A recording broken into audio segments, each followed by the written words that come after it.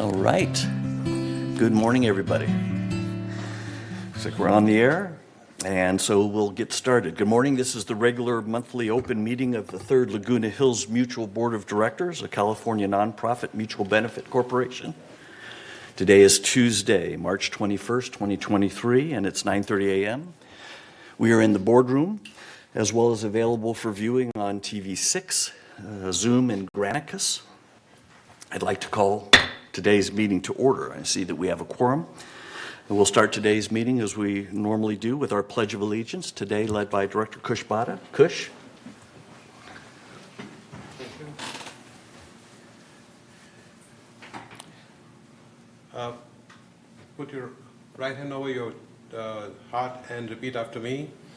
I pledge allegiance to the flag of the United States of America and to the republic for which it stands, one nation, under God, indivisible, with liberty and justice for all.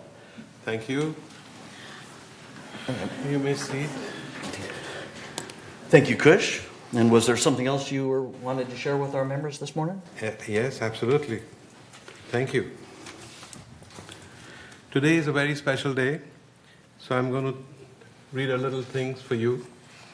I'd like to wish all our residents, our fellow board members, and the staff a very happy Nowruz Mubarak.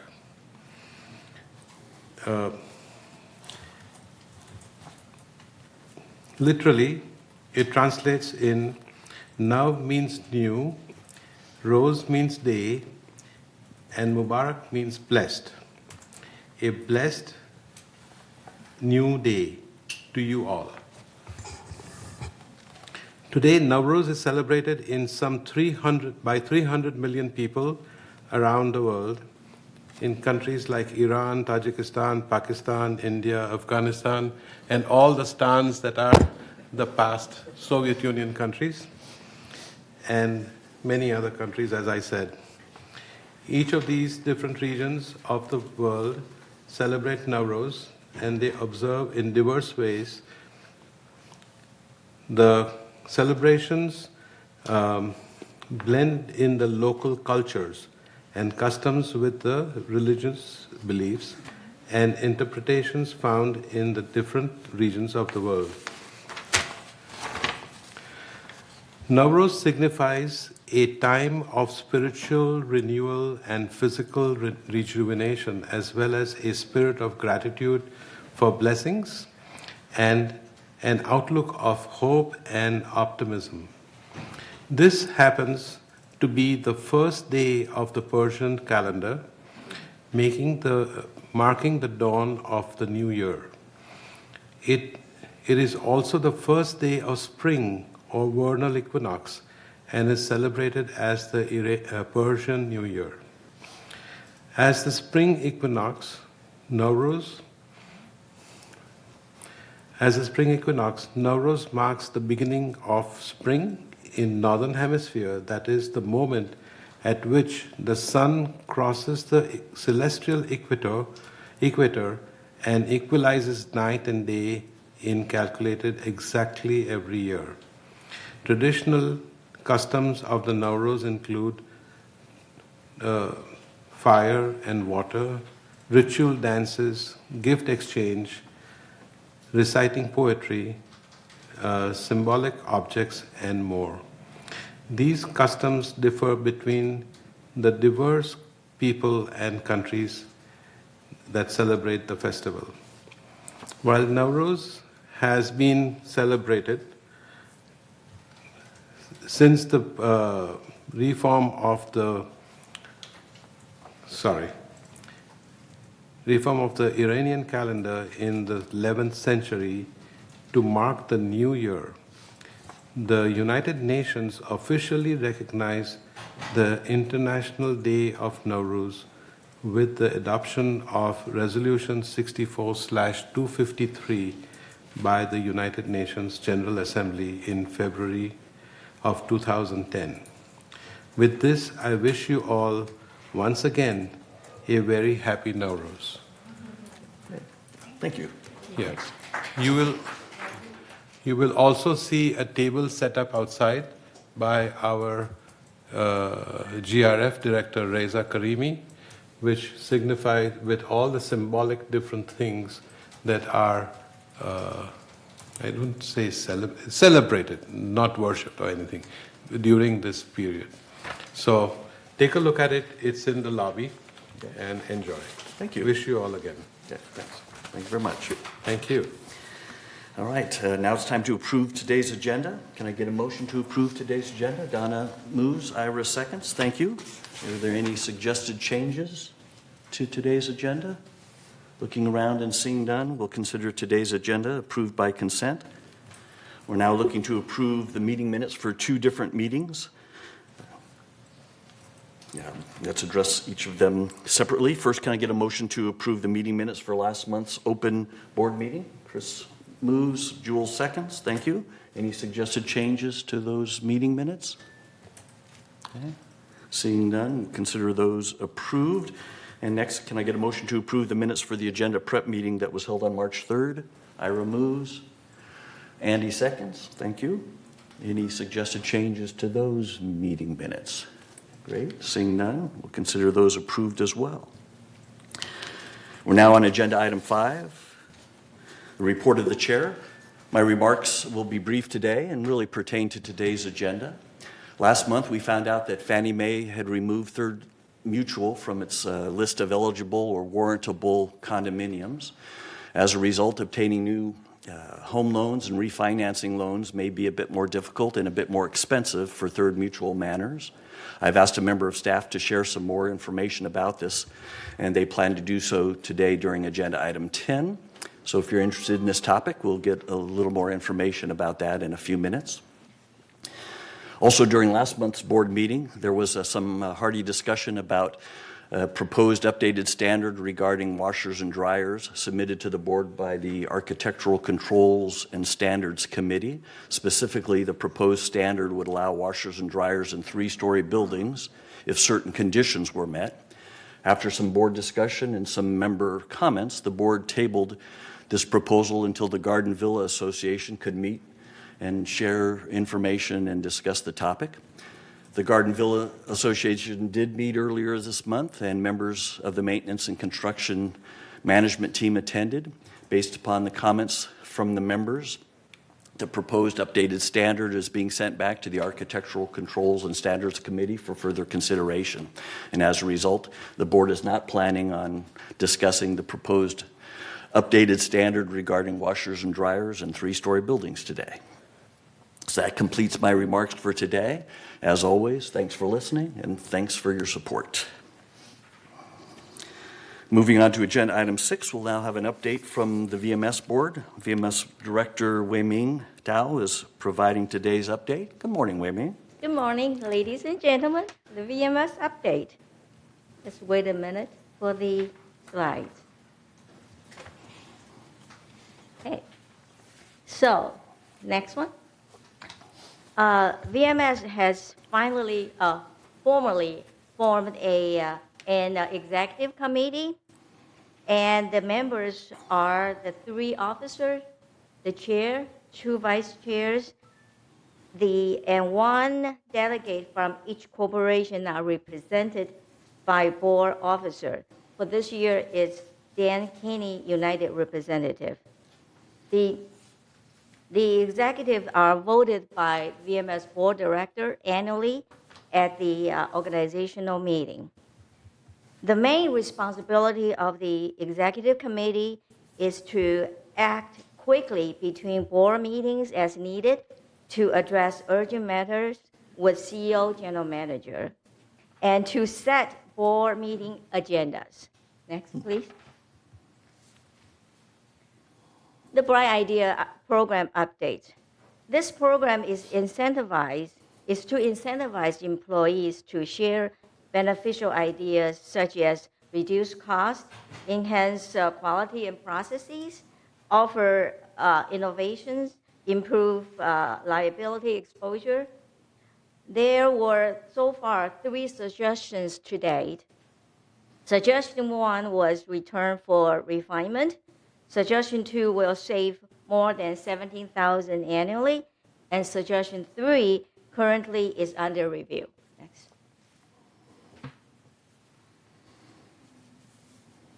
The strategic plan update.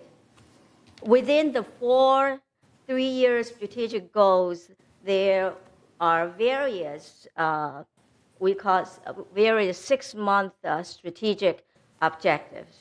These were set at our last strategic plan meeting update in late January, and these are we call SMART objective: specific, measurable, attainable, relevant, and time-based. And I just want to show some of the examples that the objectives link to the 3 individual 3-year goals. And these are just examples, not all of it. To attract, develop, and retain high-quality staff, one of the objectives is by May 1, expand use of integrated resources institute program within village by providing more employment opportunity to disabled workers at no cost to village. And to facilitate operational excellence and sustainability, one of it is by May 1st, complete top-down review of staffing levels to streamline operations and result in proposed 2024 budget. Next. And to work with boards maintain physical stability and longevity of the village. One objective is by August 1st, identify and eliminate non-value added activities and tasks to be deleted, share report with boards of directors. To provide excellent customer service by June 1st, first call resolution, tracking of service requests, and provide status report to the VMS board. Next. So the next step for tracking our performance of the strategic performance is there are various key performance indicators that we are measuring how well we are doing to achieve our strategy and objectives. So these KPIs stand for key performance indicators, and they are linked to each individual strategic goals. So to attract, develop, and retain with quality staff, KPI is tracking staff performance. And there are various statistics on employee activities, and we also set a target for our objective to have less than 50 job vacancies. And there will be a sample chart that's shown in the later page. And to maintain financial stability, KPI is the financial performance of recreation events. The target is to have all ticketed events to be break even. And to provide excellent customer service, KPI are to track real estate closing dates for United and Third, and the target for the objective is to receive to close status within 20 days. Next. And also, there are various customer service statistics for resident services, broadband maintenance, and manor alterations. So the objectives are telephone calls, answer rate 90% or greater, resident service telephone hold time 3 minutes or less, manor alteration telephone hold time 2 minutes or less, walk-in customer wait time 7 minutes or less, walk-in customer transaction time 6 minutes or less. And there will be more KPI to come based on the ERP implementation schedule and timing. The goal is to have this system automatically generate these KPI measures so we don't have to do it manually. That's why there will be more coming. And here is an example of the KPIs connected to attract, retain, and develop quality staff. And the goal is to set the objective less than 50 vacancies. As of January 2023, we have total vacancy of 75. There were no terminations, and resignation were 11. So we did not reach our goal yet. Next. Other initiatives.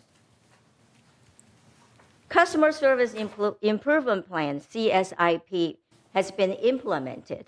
This is a program to standardize customer service escalating procedure and tracking system. And so this is developed for the unique situation that residents cannot get their problem resolved through resident services. They can always contact general manager's office. This is your point of contact. The office will investigate the situation and work with different departments, come up with solution, and they will contact the resident within 7 days. So this will be a point of contact. And the last item is union contract. Current contract expires November 30th, 2023. Boards will have opportunity to share ideas with negotiating team before discussions commence. And this concludes my report. Thank you. Great. Any questions? Thank you, Amy. Any questions? Jim, you have a question or comment? Yeah, question on the KPI on the real estate closing. Yes. I'm doing the numbers off the top of my head, but I think we were at 35 days, and then we added an additional employee, and we've cut that down to approximately 27 days. To cut it down to 20 days, are we going to need another employee, or is there some other methodology you're looking at? I can answer that. I believe we averaged 23 days the prior month. That's the most recent statistics I have. To further reduce that, we are looking at automation. We have a fairly new employee who brings a great tool set in terms of information technology, and that is his responsibility to automate our processes and further reduce that timeline. Sounds great, thanks. Okay. Any other questions, comments for Wimmy? All right, I had a few. We had 3 bright idea suggestions in 2.5, 3 months, something like that. Are we thinking that number is low? I think I am. Yes. And we addressed this with the VMS board last week. We have a new scale of awards that we are going to roll out. That's to further incentivize the $1,000 or less suggestions and the $1,001 to $10,000 range, because that's where we're finding people are suggesting. Okay. Or most likely to suggest, because it doesn't take a significant amount of work to come up with the larger suggestions. Okay. So that's Okay. coming in. I'm pleased to report we've had our 4th suggestion, and the 3rd suggestion we mentioned will be eligible for an award as well. So the first 2 will be awarded at the next open VMS board meeting. Okay. I'm hoping it'll start picking up as we share rewards and that kind of thing. People will see that we're serious about it. You talked about an integration resource institute. I know a little bit about it, but can you make sure that our members understand Sure. what that is? And It's a program for special needs individuals. One of its features is employment opportunities. So they work with organizations to place their employees where they can be successful. We have one individual so far working at our equestrian center, and that's been very positive. And as Carrie's gotten more familiar with the program, Carrie being our HR director, she's looking to expand it into other areas, and the program's very receptive to that.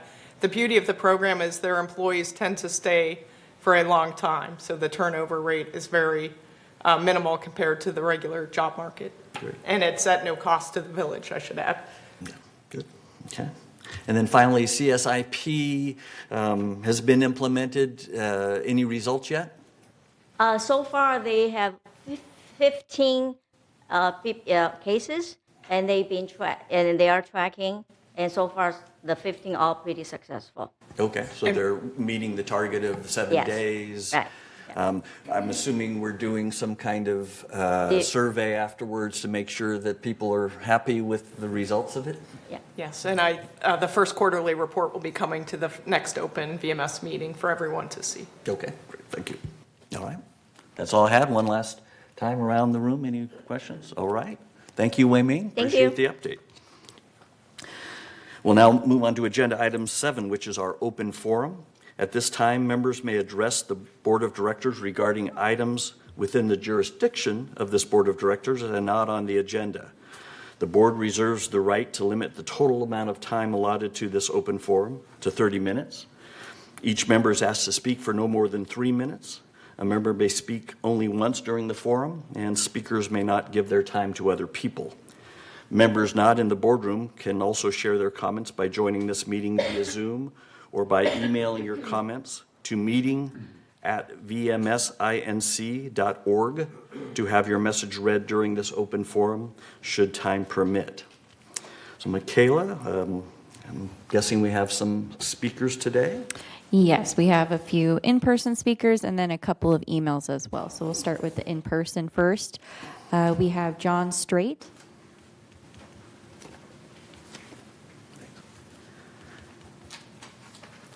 Good morning, Mr. Strait. Good morning. Fellow Third Mutual members, Board of Directors, and Mr. President, I thank you for the time this morning. If it could be permitted, I would like to reserve my time until after Mr. Yost's comments so that I could be edified by his comments before I speak. Would that be possible? That'd be fine. Yeah, so you'll be able to Thank you. speak during the agenda item 10. Number 10, yes, Thank sir. you. Thanks, Mr. Strait. Next speaker is Maida Basili.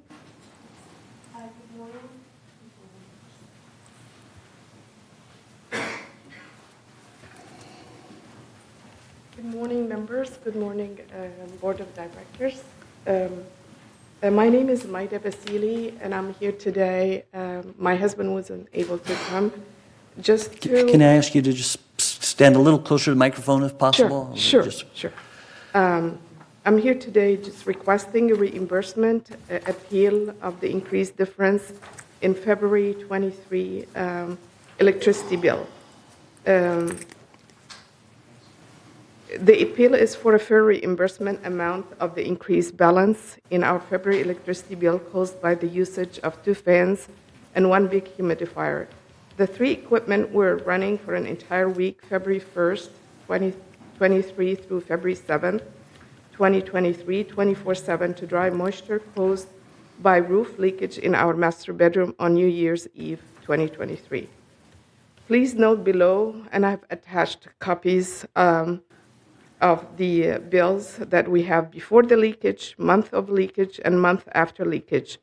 The December 2022, January 23 was $202 to $102.21. January 23rd, February 23, where we had the fans, it went up to $317.88. February, we just received our February 23, March 23, it was $169. Just want to alert you that we noted we got a California credit of $71, so the actual bill would have been $240.13.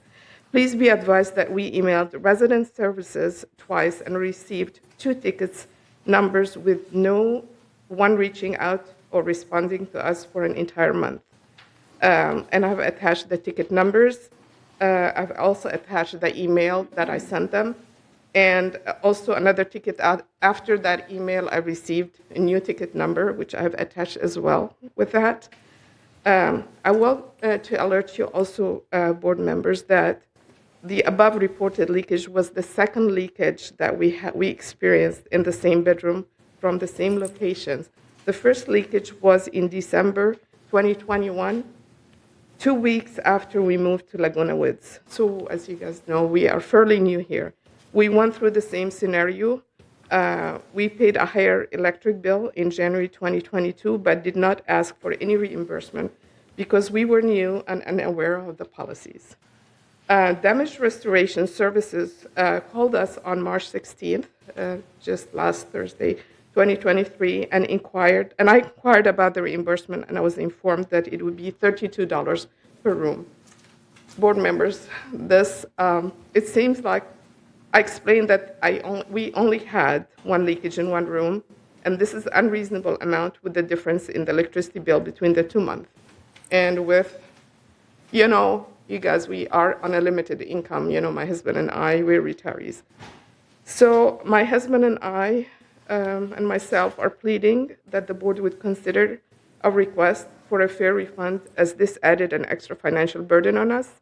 Also, please consider the inconvenience of sleeping outside our bedroom entire week, hearing the loud noise, fans, humidifier 24/7, and also rearranging our schedules. My husband have several doctor's appointments, so every time they say, okay, we're coming, we're gonna have to schedule around the schedule from damage restoration and so forth. Thank you so much, guys, for your consideration. Respectfully, my husband and myself, Tahir and Maida Basili. Thank you. Manor number is 2398 Via Mariposa West. Thank you. Thank you. Next speaker is Sharon Carlin. Mark and the board members, thank you so much for all your time. I have something that I think is going to be very important and exciting information for Laguna Woods residents, and also for those that pay the Southern California Edison bill. Right now, it's up to 40 cents a kilowatt hour. And I have some very, very, very good news. I've done research by leasing solar panels with no upfront cost. From a reputable company, it will cut that 40 cents down to 19 cents, taking a $200 Edison bill down to $98. And I'm sure that a GRF wants to help us all provide, prioritize the economics, the affordability, and the practicality of electrical power and not be victimized to the Edison company. In 2017, Assembly Bill 634 was passed by the California legislature and approved by the governor, prohibiting an association from blocking installation of rooftop solar energy system for household purposes on the multi-shared roof of the building in which one is the owner, the owner resides. The law specifies the resident follows the protocol of filling out an application, just like the manner as an application for approval for any architectural modification for the property. Currently, our alteration department has not been authorized by GRF to allow Laguna Woods residents living in 3-story condos the right to choose solar, even though the law legally states associations must allow their residents access to solar. The bill also cites reasonable association demands that they can, that you notify everybody in the building, that there's liability coverage, that there's a survey, and the company actually, solar company would do that. The site survey provided, they also provide that. Costs of maintenance, repair, replacement of solar energy systems, and restoration of common areas covered by solar companies will also be covered by solar companies. Another great thing is that, just like on mine, I'm in a 3-story building. I have a roof footprint of 1380, and so do the other two. So mine, I use 10 panels. That would be a 2x3 panels. That's 60 square feet. Times 3 would be 180 square feet. There's 1380 square feet, so plenty. It's 1/7 of the building would be used by solar. So I plead with the Golden Rain Foundation to implement California Assembly Solar Bill number 634 by immediately authorizing the Alteration Department to permit all residents, even in 3-story condos, to be allowed to have solar installed on their shared common roof when they have followed the proper protocol application requirements. Thank you very much. Thank you, Ms. Carlin. And we have one email that I'll read. It's from Chris Collins. and she stated that she is providing an update about the work of the foundation on behalf of village residents. Do you know what to do if you receive a high electric bill due to the cold winter exceeding your budget and available funds? If your funds are limited and you only have food to last your week? If you are fall prone but cannot afford to rent an emergency response device but fear for your safety? If your spouse is experiencing increased forgetfulness or dementia but you can't afford a caregiver? If you are in the donut hole and your doctor prescribes an expensive medication? If you are released from the hospital and need caregiver services you cannot afford or need Meals on Wheels? In Laguna Woods Village, these difficulties can be handled because the foundation stands ready to help residents. This financial assistance can help buy food, pay for utilities, purchase medications, arrange for caregiver services, rent an emergency response device, and provide for transportation, among others. Earthquake kits and caregiver ambulance contracts are also available for those deemed financially eligible. The first steps for getting such help is to contact social services at 949-597-4267, where the staff will verify the need and arrange for assistance. During the process, resident identities are not disclosed and payment is made directly to the vendor. For Meals on Wheels, please contact Agewell Senior Services at 949-380-0155. These meals are funded in part by the foundation. Foundation financial assistance for daycare services for residents with dementia or Alzheimer's is also available by contacting Alzheimer's Orange County at 949-855-9444. This article is part of our 2023 effort to spread the word about help available. If you would like a foundation representative to speak with your group, or if you have a way we can reach more people with this information, please contact the foundation at 949-268-2246 or foundation@comline.com. For more information about the foundation, please go to our website at foundationoflagunawoodsvillage.org. Please note that the donations can always be made using PayPal on the foundation website. And that is all for open forum. Thank you. All right. Any responses by any members of our board to any of the comments? Ira?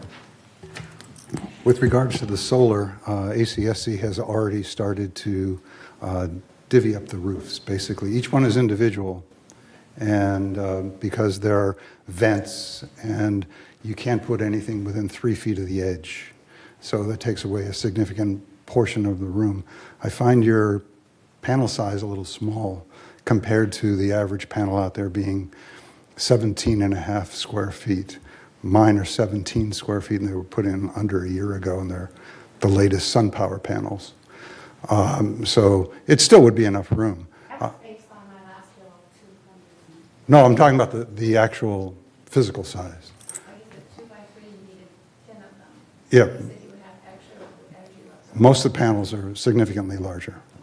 It's a good company. Yeah, no, I'm not, either way, but it's being divvied up, and our attorney says we have to do it building by building because they're all different, even though they're all the same, but they're all different. So if you can be patient, hopefully that part will get done. Thank you so much. I really appreciate that. Thanks. Any others? Oh, yes. I just have a quick update for Ms. Baselli. I received a message that your reimbursement request is in the queue for processing, and so just wanted to make you aware that it is and has been received and is in the works. Okay. And I was just going to comment as well that y'all asked the appropriate committee to take a look at the reimbursement amount.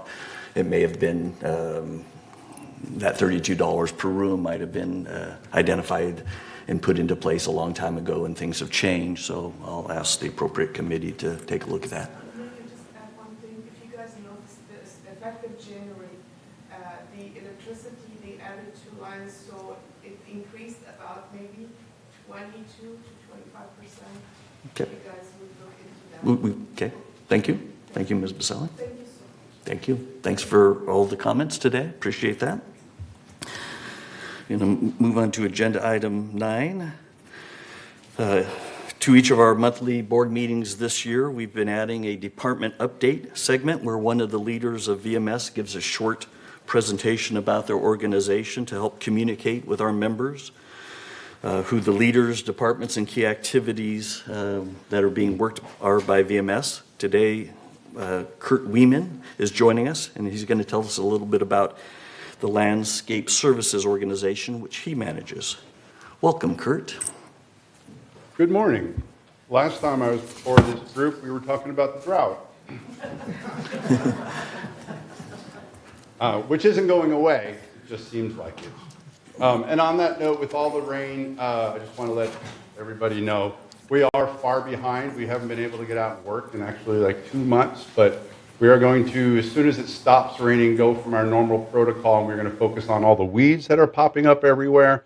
And we're also going to take advantage of all this moisture and cool air to start doing some lawn reseeding. So we're going to take advantage of this and sort of get ahead of things with the weeds. So we will be spraying a little further in advance than we normally do, but we need to get on top of these weeds that are popping up everywhere. So you'll see us out there as soon as it dries out with our backpack sprayers. All hands on deck kind of thing with that, and don't worry, we'll be out there after your weeds. So to my presentation, I've made it brief. Let me know if you have any questions when I'm done. I may have left some out from previous presentations the committee may have seen, but let's go forward with this. I start with this on most of my presentations just to let people know the scope of what my department does. And as we start getting into the budget time of year, you'll sort of get a little bit of an advanced feel of what all we do in landscaping. For example, on this is all of the acreage that we do, as well as all the trees that we do. The turf, we've got 310 acres of turf throughout the community. So to give you the scope of that, in the summer we're mowing once a week, so we're mowing 1,200 acres of turf every month. And also if you look at the edging, we're edging over 152 miles every 2 weeks. So to kind of give you an idea of the scope of what we're doing, and we're doing this with about 82 people in the field. So it's a lot of work per guy. I'm really proud of the efforts my staff has put in the last year to sort of take advantage of what we have and do more with less.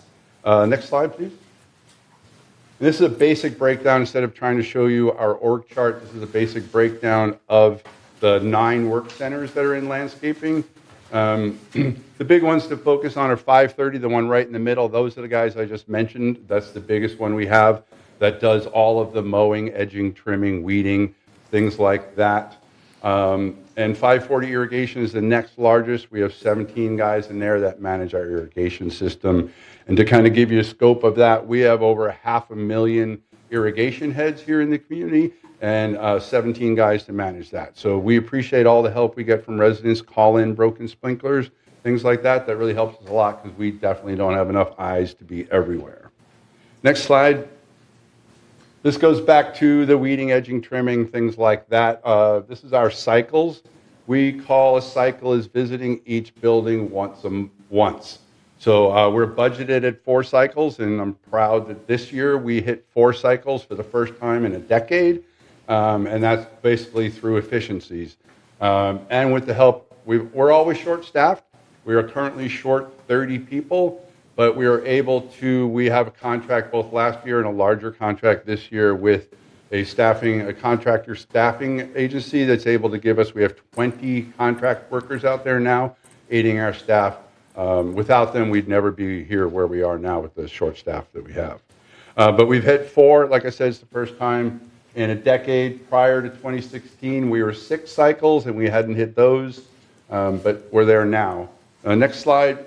Also accomplishment last year is we were able to mulch almost 52% of the community. Previous years was between 10 and 20%. And this has a lot to do with the efficiencies we've been able to put into place, such as we changed our equipment.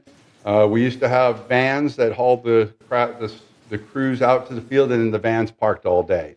Now we have crew cab pickups with trailers, dump trailers, so now we're able to both carry materials and tools in the pickups, and the trailers can haul mulch out and trash back, and we can use the trucks throughout the day to move materials around. We've also gone from the 2-seater mules, those little off-road looking golf carts that we have. We've gone to 4-seaters with dump beds on them, and we've also bought dump trailers for them, so we're able to move, once again, more material in and out from the tighter areas in the community. And that has led to much greater efficiencies. So we hit those 4 cycles in early December, and working with the board, we decided that we would spend the rest of December mulching.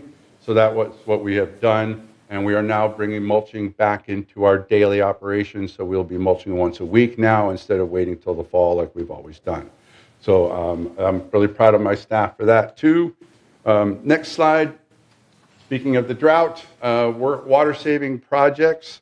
We've been working with the landscape committees to identify areas that are non-functional turf, hard to maintain, difficult to irrigate. I'll show you a slide in a little bit what the new irrigation heads look like that we're using, but they have a minimum throw of 7 feet, so any turf that is smaller than 7 feet, we're overwatering, so we're trying to get rid of those smaller ones. And as I mentioned, all the edging we do, if you picture a long, narrow piece of turf, that's completely surrounded by edging, so that's that much more labor we have to do. So we're removing all of these smaller pieces, putting in drought-tolerant landscaping, and drought-tolerant low water use irrigation on those. We have hired has hired a landscape architect, which is going to give us professional drawings. So you should see a little step up in the quality of what we put back in as far as artistic goes, and much more pleasant to look at than just a bunch of succulents out there. So we're working with a lot of new exciting ground covers.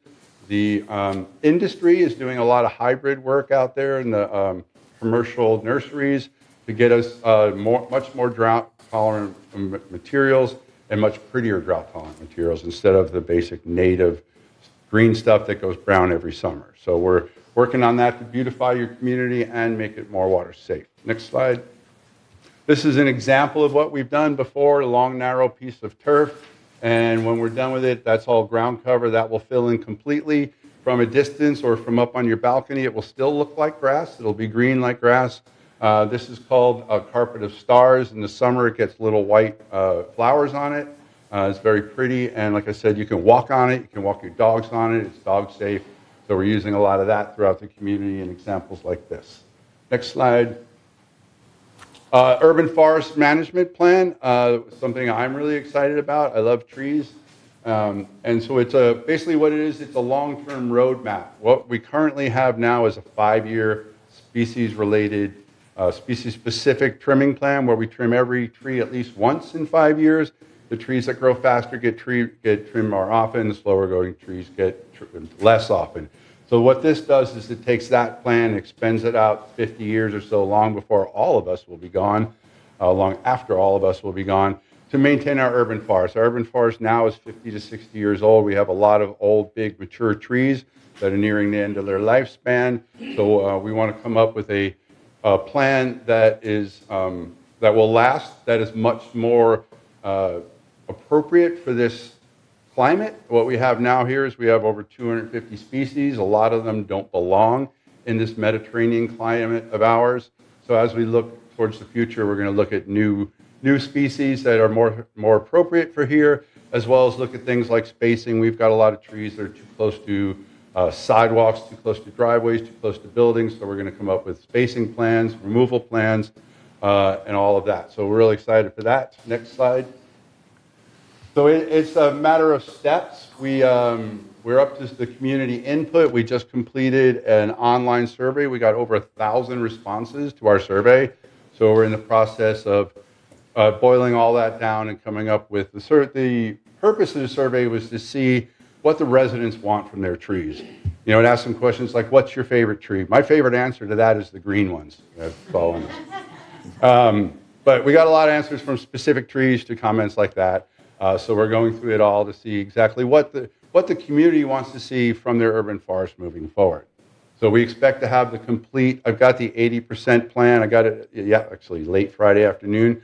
So we're going through that. I'll be sharing that with the landscape committee, and then we'll boil that down and have a final draft for all of you come June. Next slide.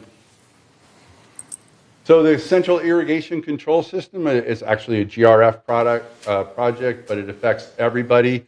The irrigation systems here in the community, the master control is controlled by GRF. Everything from the controller downstream, we call it, the heads, the valves, all of that are owned by the mutuals, but the control system is owned by GRF. So we have over 407 irrigation controllers to put in.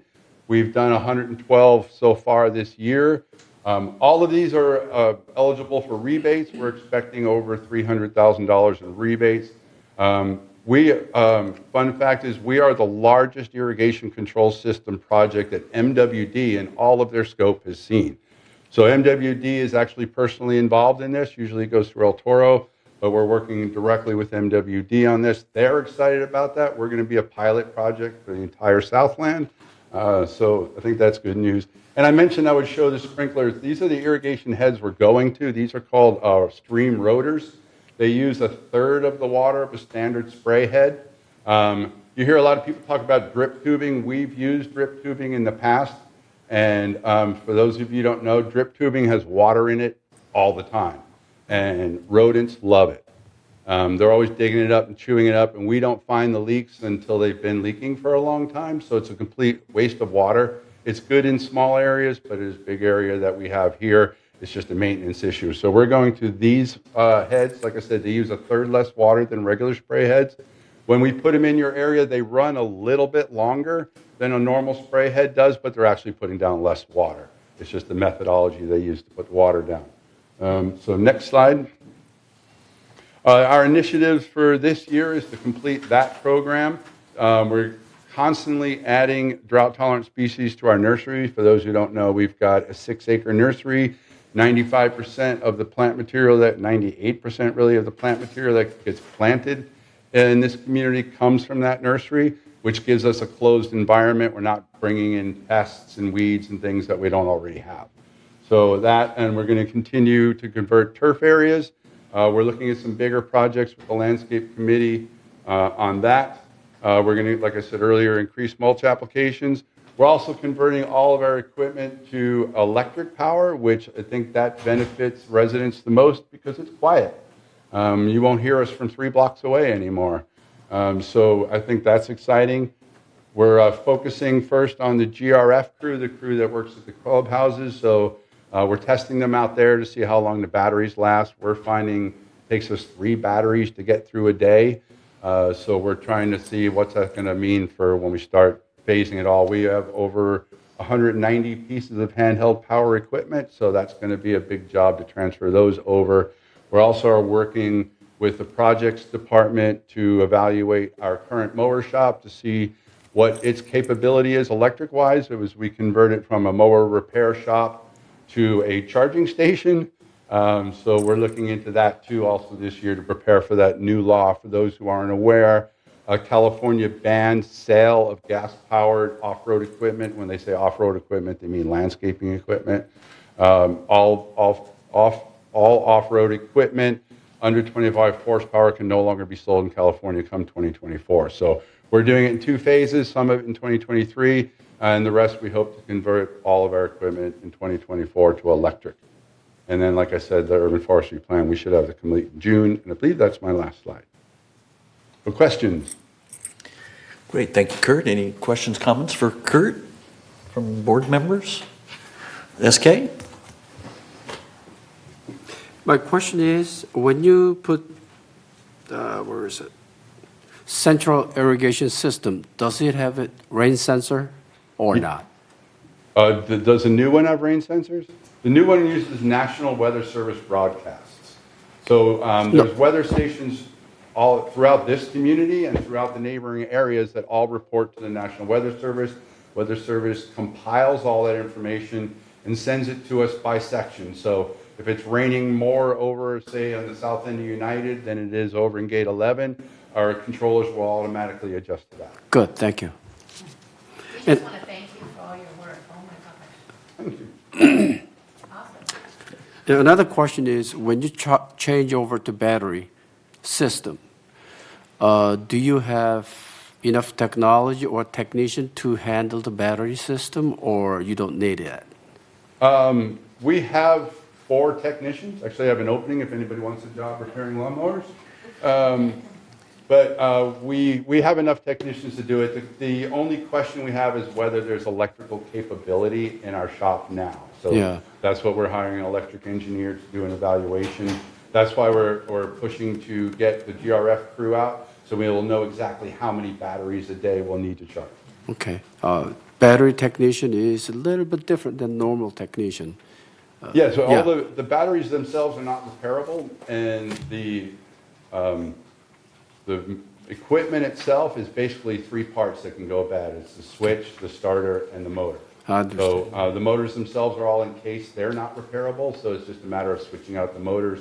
And my guys do all of our current, especially our lawnmowers are all high tech.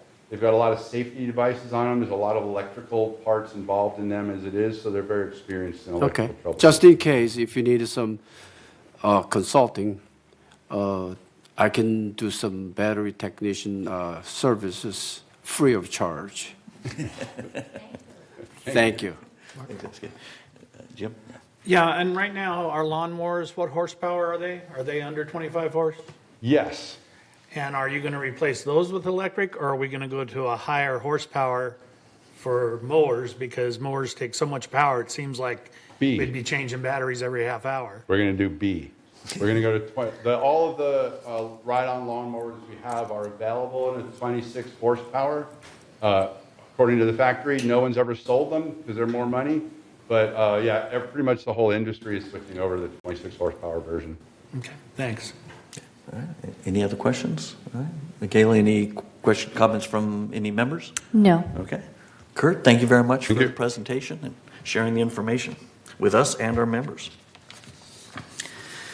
We're now at agenda item 10, which is the status of the recent Fannie Mae situation. The board requested staff member Dan Yost to share an update of the Fannie Mae situation with us. Good morning, Dan. Good morning. So today I want to provide an update on Fannie Mae and lending in third. There's some points I want to go over regarding this situation. I'll get right to it. In February, it came to our attention that Fannie Mae pulled Third Mutual from its list of approved condo projects. Fannie Mae made no notification to the board or VMS staff, and this information trickled in through realtors working with potential new residents on new loans. The decision is likely related to the fact that the mutual has been unable to obtain property insurance for the full replacement of value of Third, which is $1.6 billion. Currently, the mutual is insured for $675 million, which is the highest amount of coverage that could reasonably be purchased through current markets through the broker. We are not sure what changed for Fannie Mae, as the level of insurance for Third did not change. And I want to say that again, the level of insurance did not change for Third. Moving forward, funding will not be available through Fannie Mae until they change their guidelines or more insurance at a reasonable price becomes available. Lastly, qualified potential residents for properties in Third are still able to obtain loans and are advised to work with professional real estate agents or lenders to secure those loans. One stat I want to give out too, historically, it's been about 70%, 30% on escrow, 70% all cash, 30% funding or loans. The stat I can give you for 2022, there was 415 escrows. Out of those 415, 67% were all cash, and 33% were loans. I can take questions at this time, and I know there's questions from the membership. Okay. Jim? Also, with Fannie Mae, January 1st, they put in new restrictions, and those restrictions included reserves, some other things. Could that have also been what affected? Because they don't look at us as an individual condominium project. They just carte blanche changed their rules, and maybe some of those other rules were the effect and nothing to do with insurance. It could be. Since I haven't received an official response, it could be. I can't say definitely yes or no. Okay. Any other questions, comments? So I was going to ask, I understand United lost its Fannie Mae-ish capability as well a year or two ago. Yes, 2 years ago, United was moved as an approved project through Fannie Mae. They had one lender in CB, And through that process, they went cash only, 100%. And it's been like that for 2 years, and real estate has been buying and selling in United just fine. Okay, okay, thanks.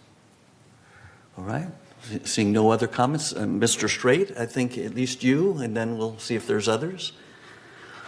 Stay close, Dan. Well, let me clarify a couple of things. Currently, the only government backed loans that you can get in Third Mutual or VA loans. And the fact that he says you can get other loans and so forth is that the only loans that are available in here, and they're far and few, and that's for portfolio lenders, which is hard money. So you're looking at interest rates right now in excess of 7, 8, 9%, okay, with lots of points up front.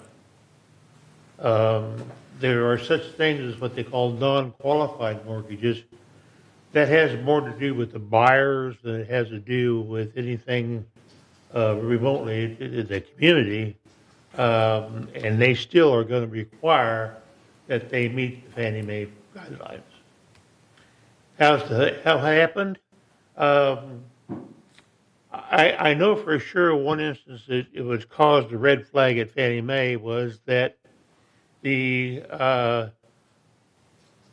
certificate of insurance that the lenders required to underwrite the loans was redone in October from the one that was done in January.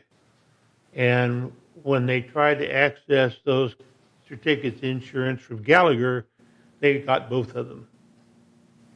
So the lenders have to underwrite each loan at a time, but when a community becomes reviewed and they go through the whole process of reviewing all these numbers, the reserves and all that type of stuff, then they put on a list and the documents are kept for a period of time, usually about 6 months.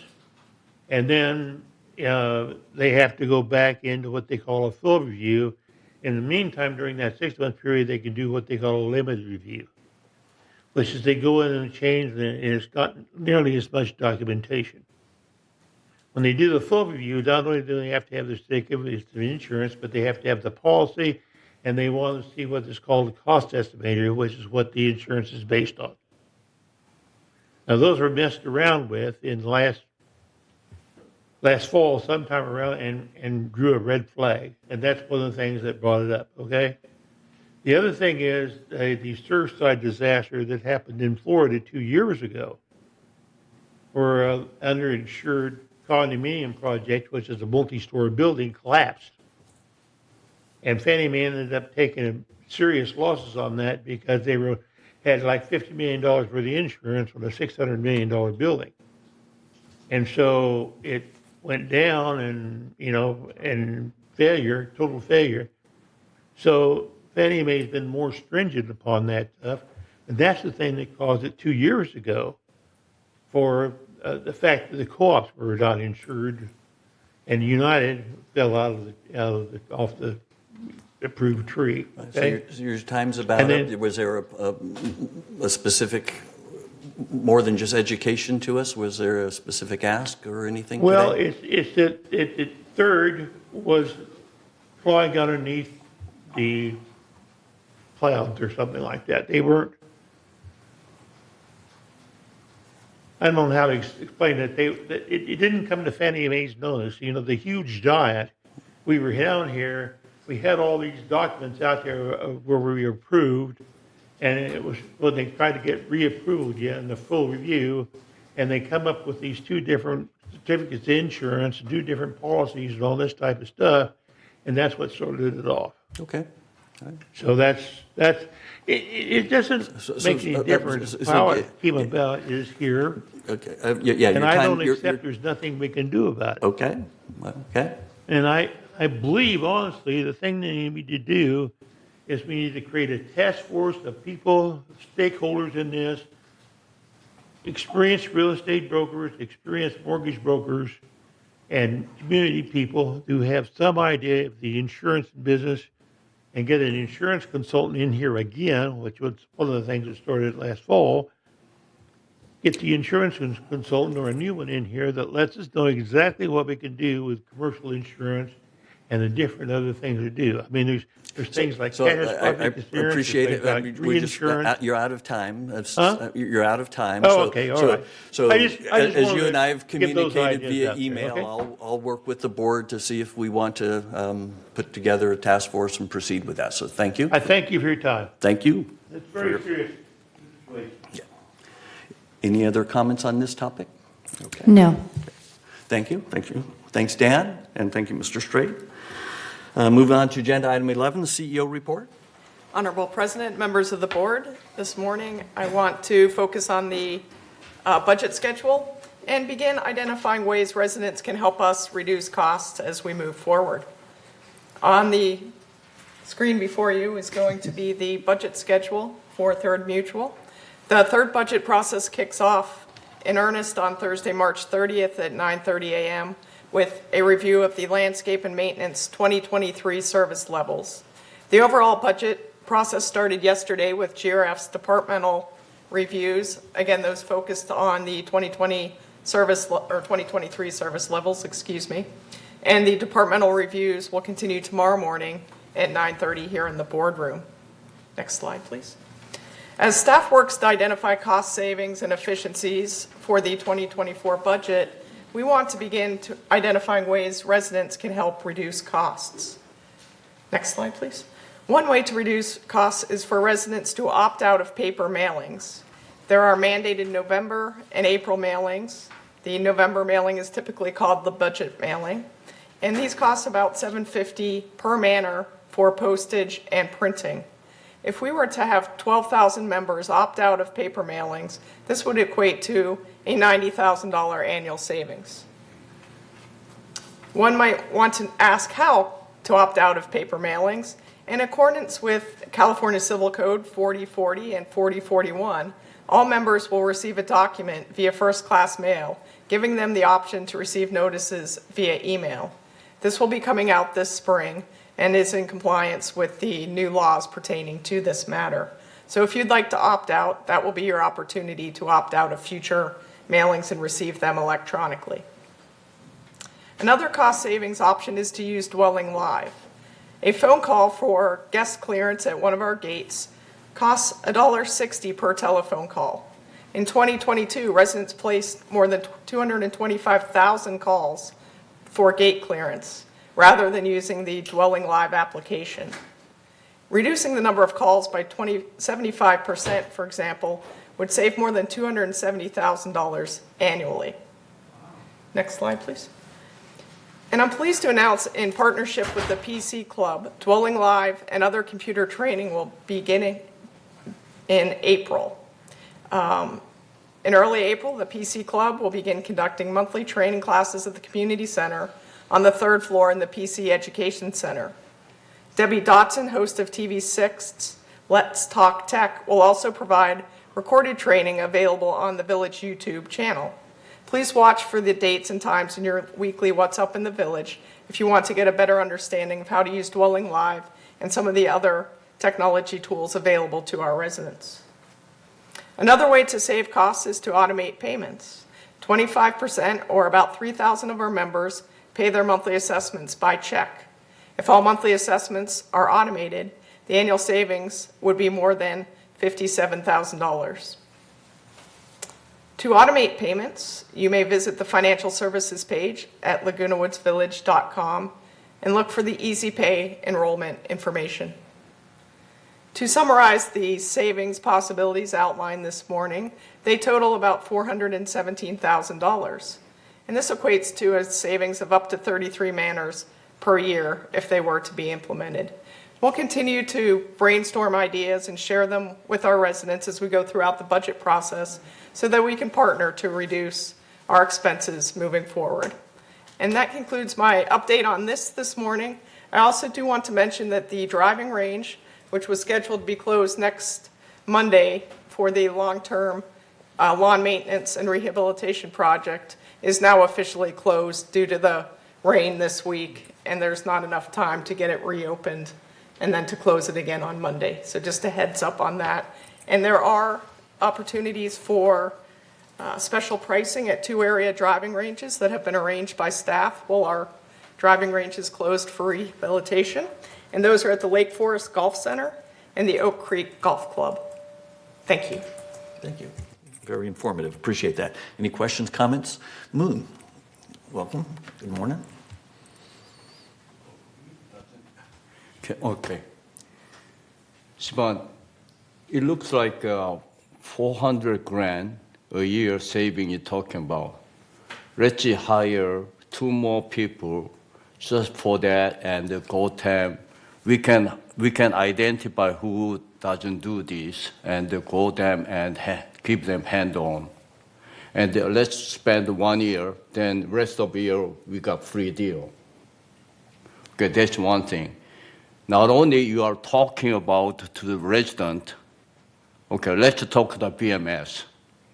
Okay, resident all lined up service waiting for all that. Their service pretty decent. It's not really bad, but if we can do all that electronically, okay, like a PDF, we can do everything on the, right now, we have to hand out or scan it or bring it here. But we can change that. They will save the both sides, right? So that's my proposal. Thank you. Good, thanks. Any other questions, comments? Okay, I just thought it was quite interesting that we have to mail out something in mail in order to allow people to opt out of getting mails. That is the new state law, though. So Yeah, no, I understand. Thank you, Sacramento. Yeah. State law, nothing more needs to be said. All right. Thanks. Hopefully, some of our members who haven't been taking advantage of some of those cost-saving things will start to do so. Now on to agenda item 12, the consent calendar. All matters listed under the consent calendar are recommended for action by committees and will be enacted by the board in a single motion. Today, per the consent calendar, we will ratify the preliminary financials for the month of January 2023 and approve some minor updates to our committee assignments. May I get a motion to approve today's consent calendar? Ira moves, Donna seconds. Thank you. Any objections to approving the consent calendar? Okay, seeing none, the consent calendar is approved by consent. And we'll move on to agenda item 13, unfinished business. Agenda item 13A is for the board to entertain a motion to approve the revised architectural standard number 4 for air conditioning units and heat pumps. These updates were suggested by the Architectural Controls and Standards Committee and pertain only to new air conditioning units and heat pumps. All existing air conditioning units and heat pumps are fine until they need to be replaced. Last month, this board approved these changes for 28-day member review and comment. So today we'll be voting as to whether or not to approve these standard changes. First, I'll ask Chris to read the resolution, please. Yes. Air conditioning units, heat pumps. Whereas the Architectural Controls and Standards Committee recognizes the need to amend standards and create new standards as necessary, and whereas the Architectural Controls and Standards Committee recognizes the need to revise Standard 4, air conditioning units, heat pumps.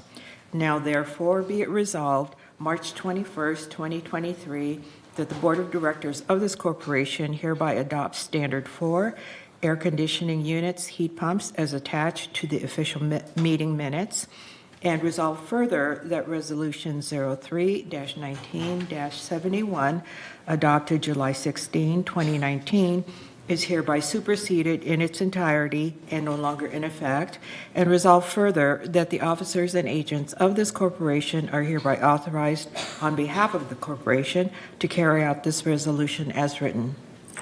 Thank you, Chris. Can I get a motion to approve the revised architectural standards before we discuss them? So moved. Chris moves, Ira seconds. Thank you. Are there any questions, comments from members of the board? Jim? Ira, you had a thing about the square, and I'm trying to see in my notes where I had it put down. We wanted to change that to simply say square or rectangular. Yeah, it was on the Chaseways. Sorry, I forgot. I wrote it. Here, I wrote it on the red line one.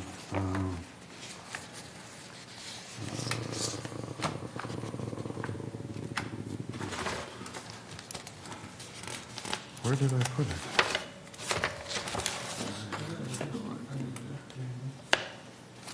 Yeah, I think it's under 3.8, or it says, single square sheet, 2 metal piece chaseway painted to match the color of the wall. Should be, and that's on attachment 3, agenda item 13A, page 12 of 22. It's on the red line version, but it should be the same as the clean version.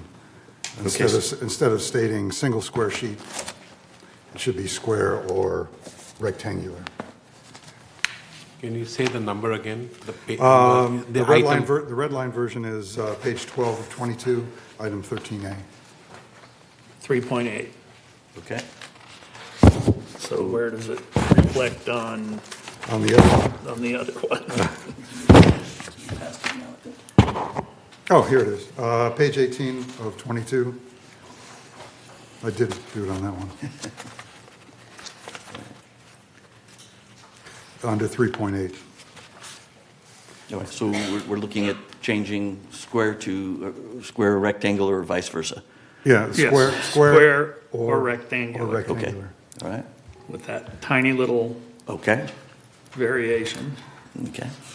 Any other suggested changes to this? A square is only a special rectangle, so you don't really need that word in there. Yeah, Yeah, so, But a square is specifically a square, not a rectangle. yeah, so we would need to either change square to rectangle or add a couple more words just to make it even more just clear. for clarity, Rob. A little more clear. We can do that, all right? Yep. Any other suggested changes to this one? Yeah, I think that was it. All right, any member comments? All right. Yes, it's now then time to vote for. One more comment. Oh, I had a request from a member about PVC for chases and that type of thing.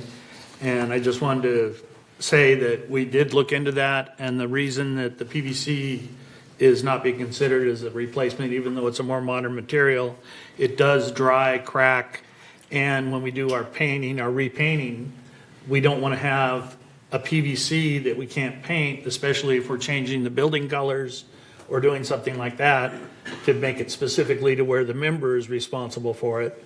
Because when they're painting the whole side of the wall, they're just going to paint it all at one time, and the PVC does not take the paint application well and peels. okay. Okay, thank you for that clarification. So now time to vote on whether to approve the updates to this standard with this minor modification to 3.8. We're going to hopefully vote on the screen in front of you. Maybe.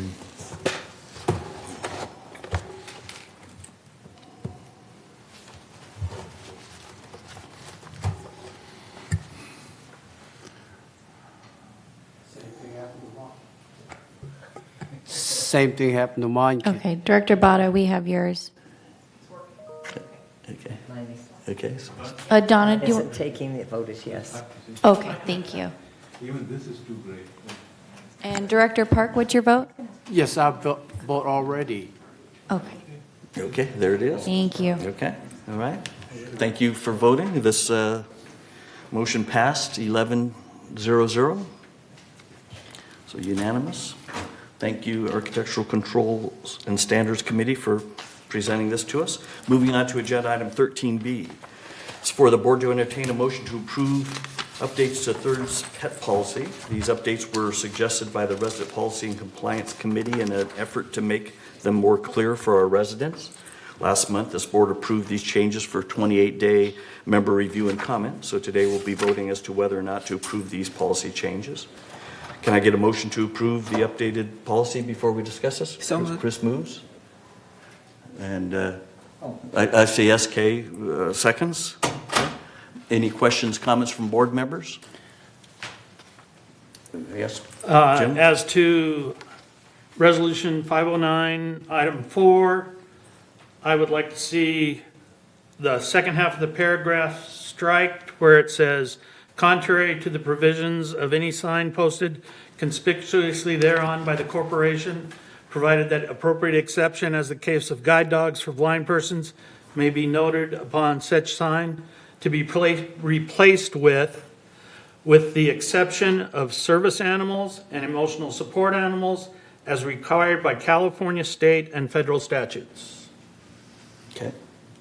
All right, anybody have issues with that change? What I'm going to ask you to do is rip that off for me so I can make sure that we have the exact wording. All right. Any other questions, comments? Okay, we have some, I'm guessing from members? Yes, we have one speaker in person, and then we have a few emails. So we'll start with the speaker in person, and that's Beverly Elwell. Hello? Thank you. Good morning. Good morning. As the president of the Laguna Woods Cat Club, I would like to address the proposed policy regarding resolution number 509, pet policy. I am requesting specific clarification on section 3, responsibilities, subsection 1B, number of pets permitted. The first sentence reads, animals being fostered shall not be included for the purpose of determining the number of animals in a dwelling unit. The third sentence reads, in no event shall the total number of pets fostered and pets owned exceed the number of pets permitted in section 3, 1A above, meaning 3. So which is it? Are fostered animals included or excluded from the maximum number permitted? Please understand our concern. The foundation of our rescue and adoption program is based upon volunteer foster parents.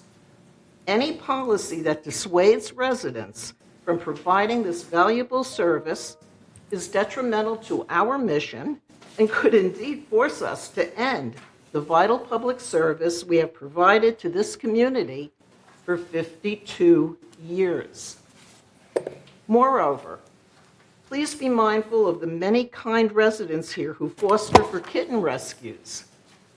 That's a mother cat and probably 2 to 6 kittens. Do they count?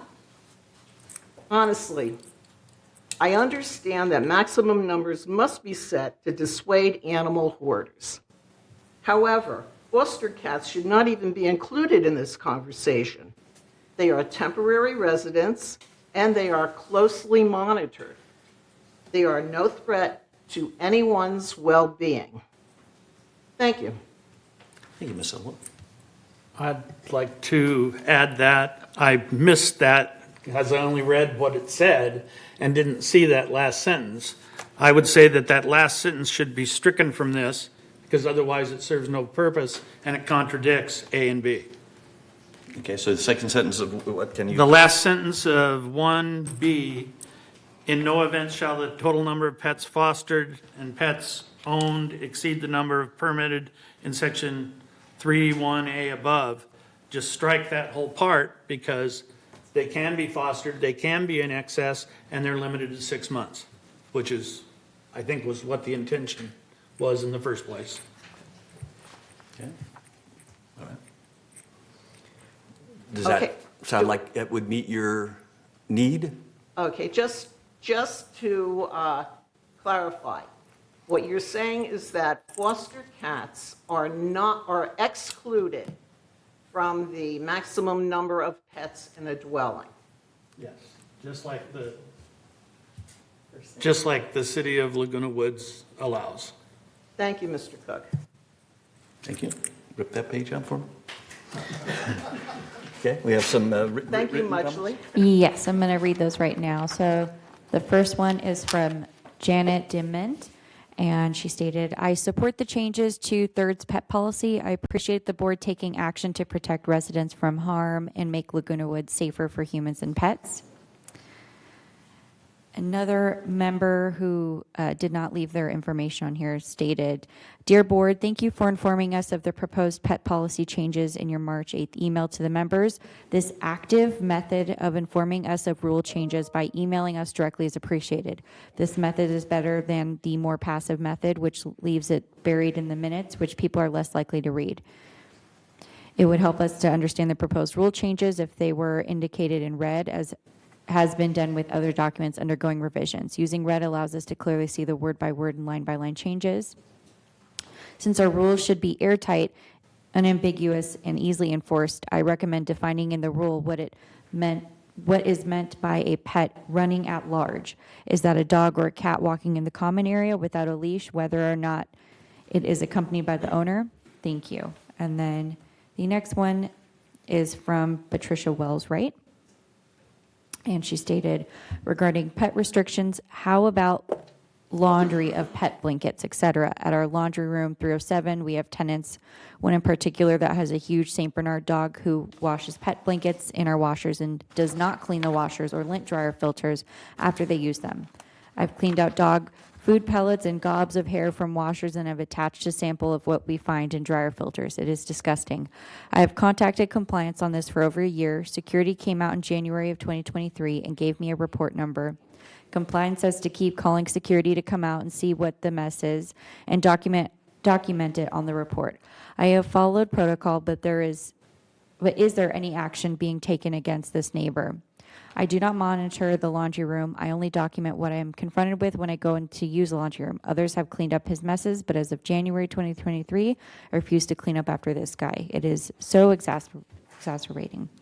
And the final one is from Yu Chu. And they stated, "Dear Third Mutual, I have lots of people walking their dogs passing the walkway in front of my home. There are people not picking up their dog feces and therefore leaving dog feces on the lawn. What do I do in such situations? Do I run out and ask for their ID or take their picture so I can report to Third Mutual? I am concerned getting revenges by these dog walkers. Please advise." And that is all for this item. Thank you. Thank you. All right. Ira? Yes, I'm sorry I don't remember your name, but I just wanted to make sure that is 6 months enough for a litter of kittens to be fostered? I realize that kittens are usually fostered together, more so than dogs, but would 6 months be sufficient for you, or do you need an adjustment in that time frame as well? It's, you can't really put a number on the length of time it's going to take to get a cat or a dog adopted. I realize this. Okay.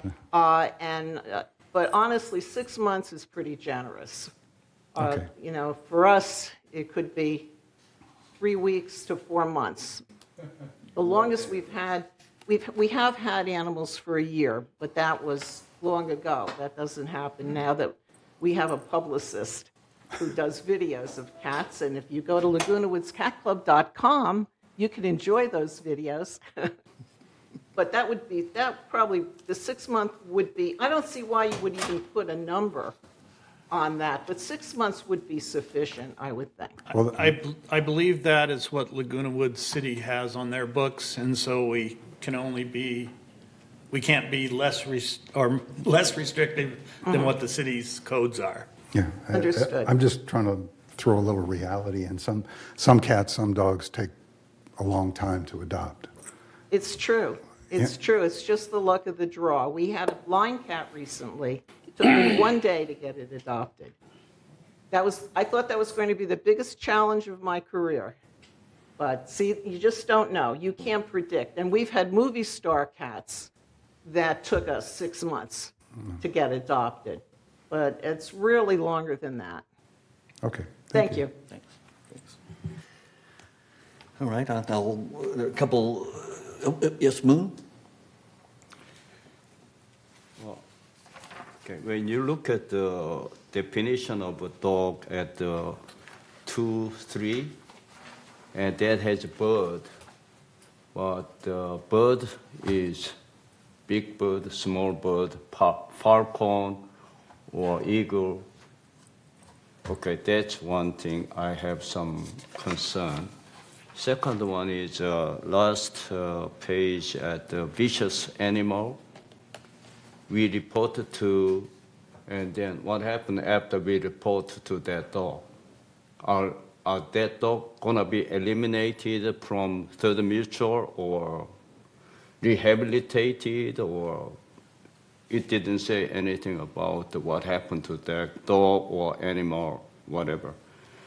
Another question I have is like gate 5 and 6, they're Third Mutual and United. So this one is implied on the Third Mutual. Are we coordinating with the United people? So I'm not aware that we're coordinating with United.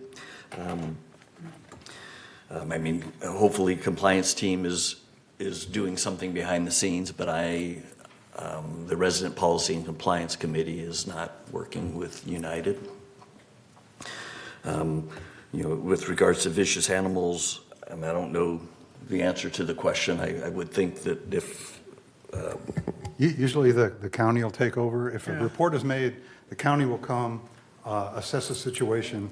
If the dog has done something, then the dog is removed for a period of, let's say a dog bit you. Dog is removed mandatory for 10 days, put in isolation. It is no longer on the property. Then a determination will be made by the county whether it comes back to the owner or not. So that's where that sits. Yeah, it is my experience. We did many surgeries on dog bitten patient, and it's very bad. Okay, and it does happen once in a while. So this question come up. One is what's going to happen to that dog. Then second, the money issue. Treatment and whatever that compensation issue. How are we going to handle that? That's easy, actually. My experience with that specifically is that it becomes a Third Mutual will be out of it. It'll be an owner and affected party that would be negotiating for any kind of compensation. Third Mutual would not be involved whatsoever. Is this stipulated in this policy? No, that's how it's done in other cities without being stipulated. It needed to be stipulated here, so the mutual It is in item 5. It's then referred to Laguna Beach Animal Services for such action as deemed appropriate according to law. So it is defined. So according to law, is Third Mutual is out of it? Yes. Are you sure? It's the owner's responsibility. Okay. And then you mentioned something, definition about birds. I mean, you mentioned falcons. I think this says domesticated, so I don't know if there's a domesticated falcon. It depends on how you look at falcon is domesticated. No, that wouldn't be domesticated, Moon. That'd be just trained. Okay, there's a legal there's a legal difference between a trained predator animal versus a domesticated animal. One is through breeding and the other is through training. All right. So I've had several comments, several questions. I mean, the motion is to approve this. So if we want to vote, we'll get to SK in a second, and others.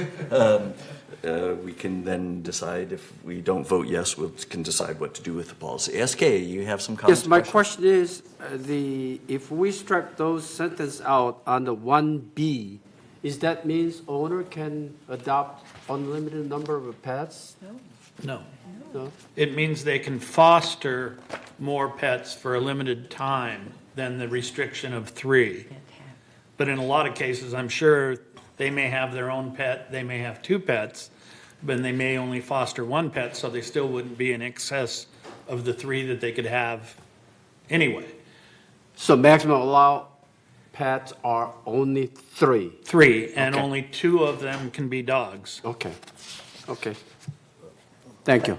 But to clarify your question, SK, while they are fostering, that number can exceed 3, but fostering is a temporary situation. And you don't foster a pet for 3 years. You know, it's very temporary, as we heard. So I think it's addressed, but if we could read that section again so we all know what we're voting for, it would be great. Okay. All right. Any other questions, comments? And now I'll read the section. All right, so 1B. So let's do 1A. 1 is number of pets permitted. 1A is the maximum combination of 3 cats and dogs, no more than 2 of which can be dogs, are permitted in any dwelling unit within Third Mutual. 1B then states, animals being fostered as part of a not-for-profit organization/agency program shall not be included for the purpose of determining the number of animals in a dwelling unit. The foster program shall be registered with the City of Laguna Woods, and an individual animal in the dwelling unit shall be fostered for a period of no more than 6 months. And that's it for that. And then the other paragraph where we changed the wording. Okay. And then the other paragraph that we changed the wording is, sorry, I'm trying to find it. Isn't that the prior resolution? That is not the one we're working on. Am I correct? That looks like it's the original. So I think he had an issue with regards to 3C. Care and control, no member owning, all right, so it's 3C. Should be no person owning or having charge of any dog shall permit the same to enter or remain within any real property owned or managed by this corporation, with the exception of service animals and emotional support animals as required by California state and federal statutes. Okay, that's different than what is in the... Right, that's the suggested change. So I read, that's what suggests change. If this is getting too complex, we can kick it back to the We're scratching the part in yellow and adding the stuff in red. But there's, I'm sorry to do this, I can't find the word corporation in the proposed. So I'm changing 3C to no person owning or having charge of any dog shall permit the same to remain or to enter or remain within any real property owned or managed by this corporation, with the exception. Right there, it's by It's Third actually Mutual. the corporation, on the new one, it says Third Mutual. Okay. With the exception of service animals and emotional support animals as required. Thank you. Again, we'll get these. All right. Hopefully everybody's clear. Ira. So I'll make a motion that we accept the changes as stated, those 2 changes, and I make a motion to approve. Okay. I guess we had, all right. I think we had that. Second by Moon. Okay. No, it's already been first and And second. for first it has, yeah. So, but you just got to mention with the changes. Okay. That's so kind of modified. All right. More discussion before we vote? What fun, huh? All right. You should have the screen in front of you. Hopefully it'll all work.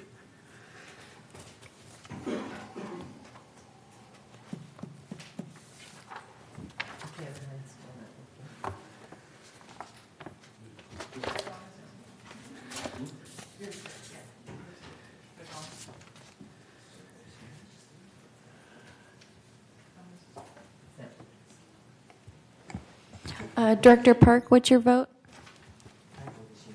Could you? Abstain. Okay, you're abstaining. Thank you.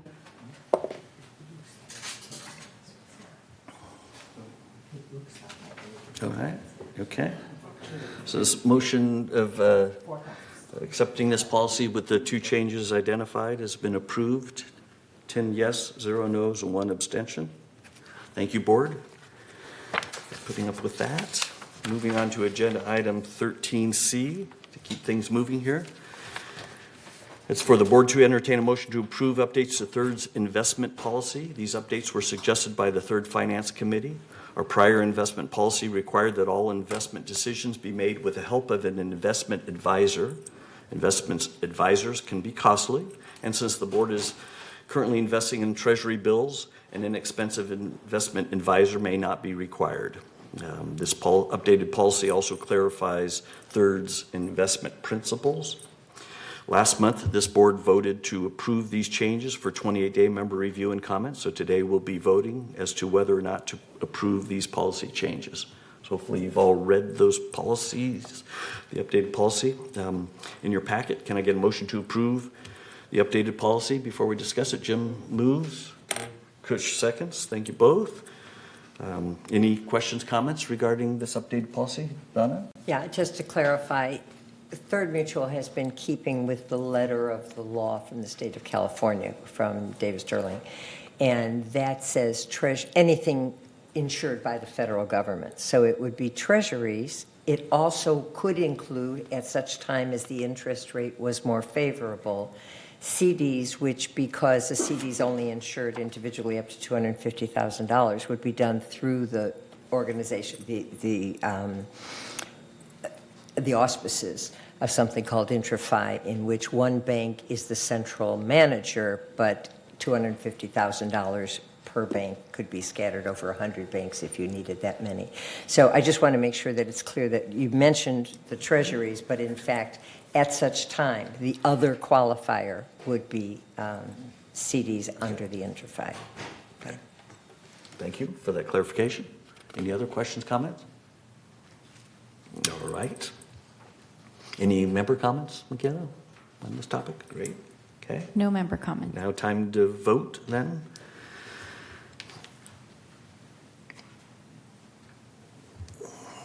All right.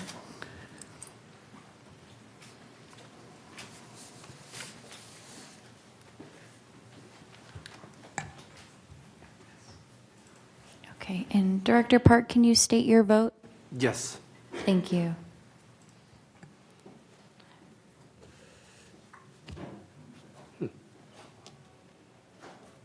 And Director Engdahl, can you input your vote? Thank you. Okay. All right. Thank you, board. This passed unanimously, 11 yeses. All right. And we will now move on to agenda item 14, which is new business. Agenda item 14A is for the board to entertain a motion to approve updates to Third's alteration fee schedule.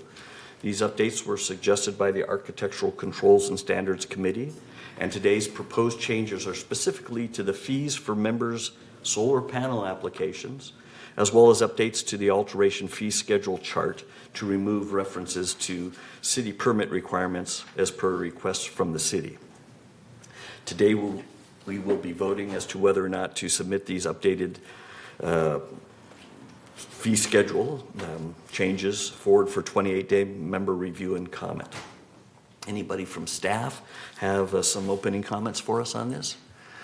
Thank you, Bart. Mr. President, members of the board, thank you. Your summary addresses all of the issues that we are presenting for you today, and that is to update the solar panel application fee to reflect the efficiencies that we have implemented in processing those requests. That is more in line with the actual staff time that is spent. It still requires that we process a common area use license for these, but the main process, which is the review of the applications, has been streamlined significantly. Also, you mentioned, and that is one of the other item that we are addressing, and that is to clean up the form itself, specifically to removing the references to requirements of city permits, and making a notation that should there be any questions, that they are referred back to the city to assess whether a building permit is required for any of the alterations that are proposed. I am available to answer any questions that you may have. Okay, thanks. Any questions or comments for Bart? Jim? I just want to clarify, we are reducing the cost for solar installation from $700 to $223. Good. All right.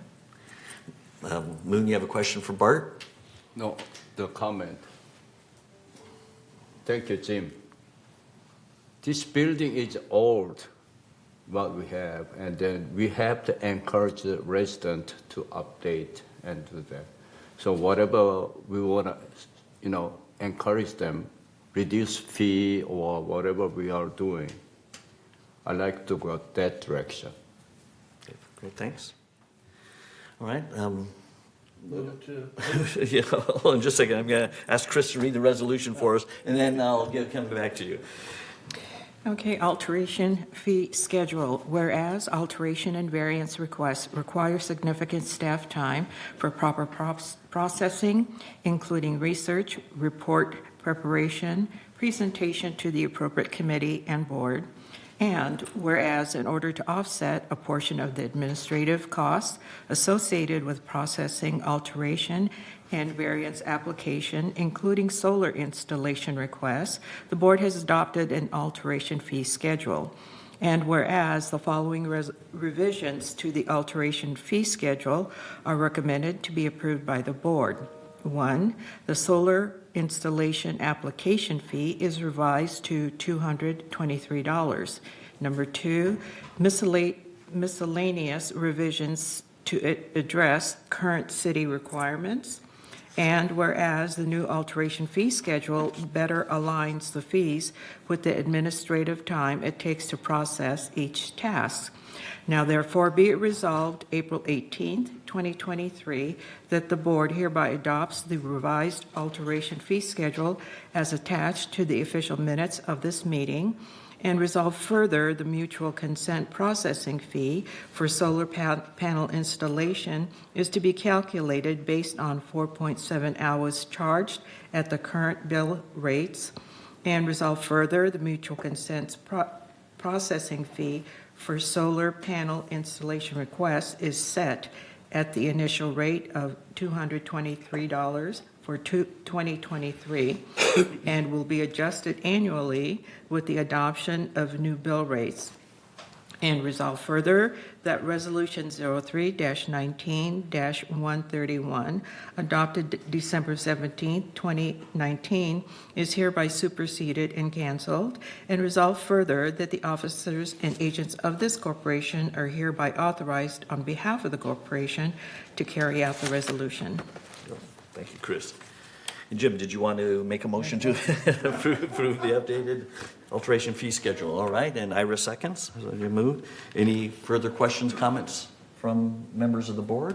Just a question for, did Bart leave? No, he's here. He's just hiding from you. This does eliminate the $150 variance application, correct? It's only the $223 total now for applying for. Thank you for asking the question. We have two different scenarios. One is the solar application for buildings for which we have a standard. And for that, obviously there is no variance fee. But for the buildings that do not have standards, we will still go through the variance process and will require a variance fee for that. Okay, I just wanted to clear that up. In most cases, there will not be a $150 variance fee on top of the $223. Correct. Only on special circumstances. Yes. Okay, thank you. Okay, great, thanks. Thank you both. Any other questions, comments from members of the board? Okay, Michaela, any questions, comments from members? All right. Okay, so it's now time to vote. Again, we'll be voting on whether or not to submit this policy forward for 28-day member review and comment.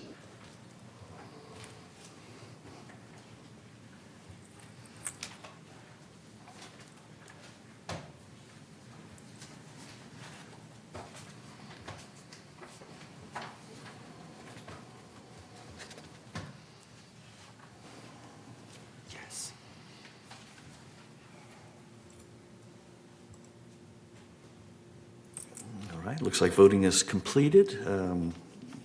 It's unanimous to submit this updated policy, standard forward for 28-day member review and comment. Thank you, board. Moving on to agenda item 14B, it's for the board to entertain a motion to approve updates to Third's Resident Policy and Compliance Committee Charter. These updates were suggested by the Resident Policy and Compliance Committee. Can I get a motion to approve the updated committee charter before we discuss it? Jim so moves. Chris seconds. Get you next time, Kush. Any questions, comments regarding this charter? Okay, hopefully everybody's read it. Good. Michaela, any member comments regarding the charter? No, but Jacob is in the Zoom meeting if you guys do have any questions for him. Okay, I got it. Okay, but thank you. Looks like none. All right, I guess it's now time to vote.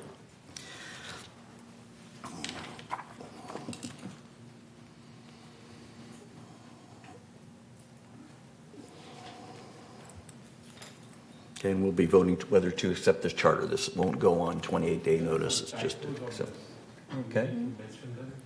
You can, or give them to me afterwards. Director Bato, can you submit your vote? Yeah, it's a yes. Thank you. Okay, and so this committee charter has been approved by a vote of 11-0-0 unanimously. Thank you, board. And I'll work with Kush to identify any typos. Okay, just one? All right. And our last new business item, agenda item 14C, is to hear a requested appeal for a decision made by the Third Landscape Committee regarding the disposition of some fruit trees around a recently purchased manor. The new members want to keep the fruit trees, and the Landscape Committee voted to deny the request and instead have the fruit trees removed as per our policy. Does anyone in staff, anyone in staff have any opening comments for us regarding this? That would be Mr. Weeman, I think.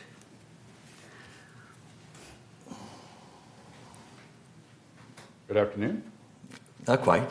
I know it seems that way. Lonely back there. Yeah.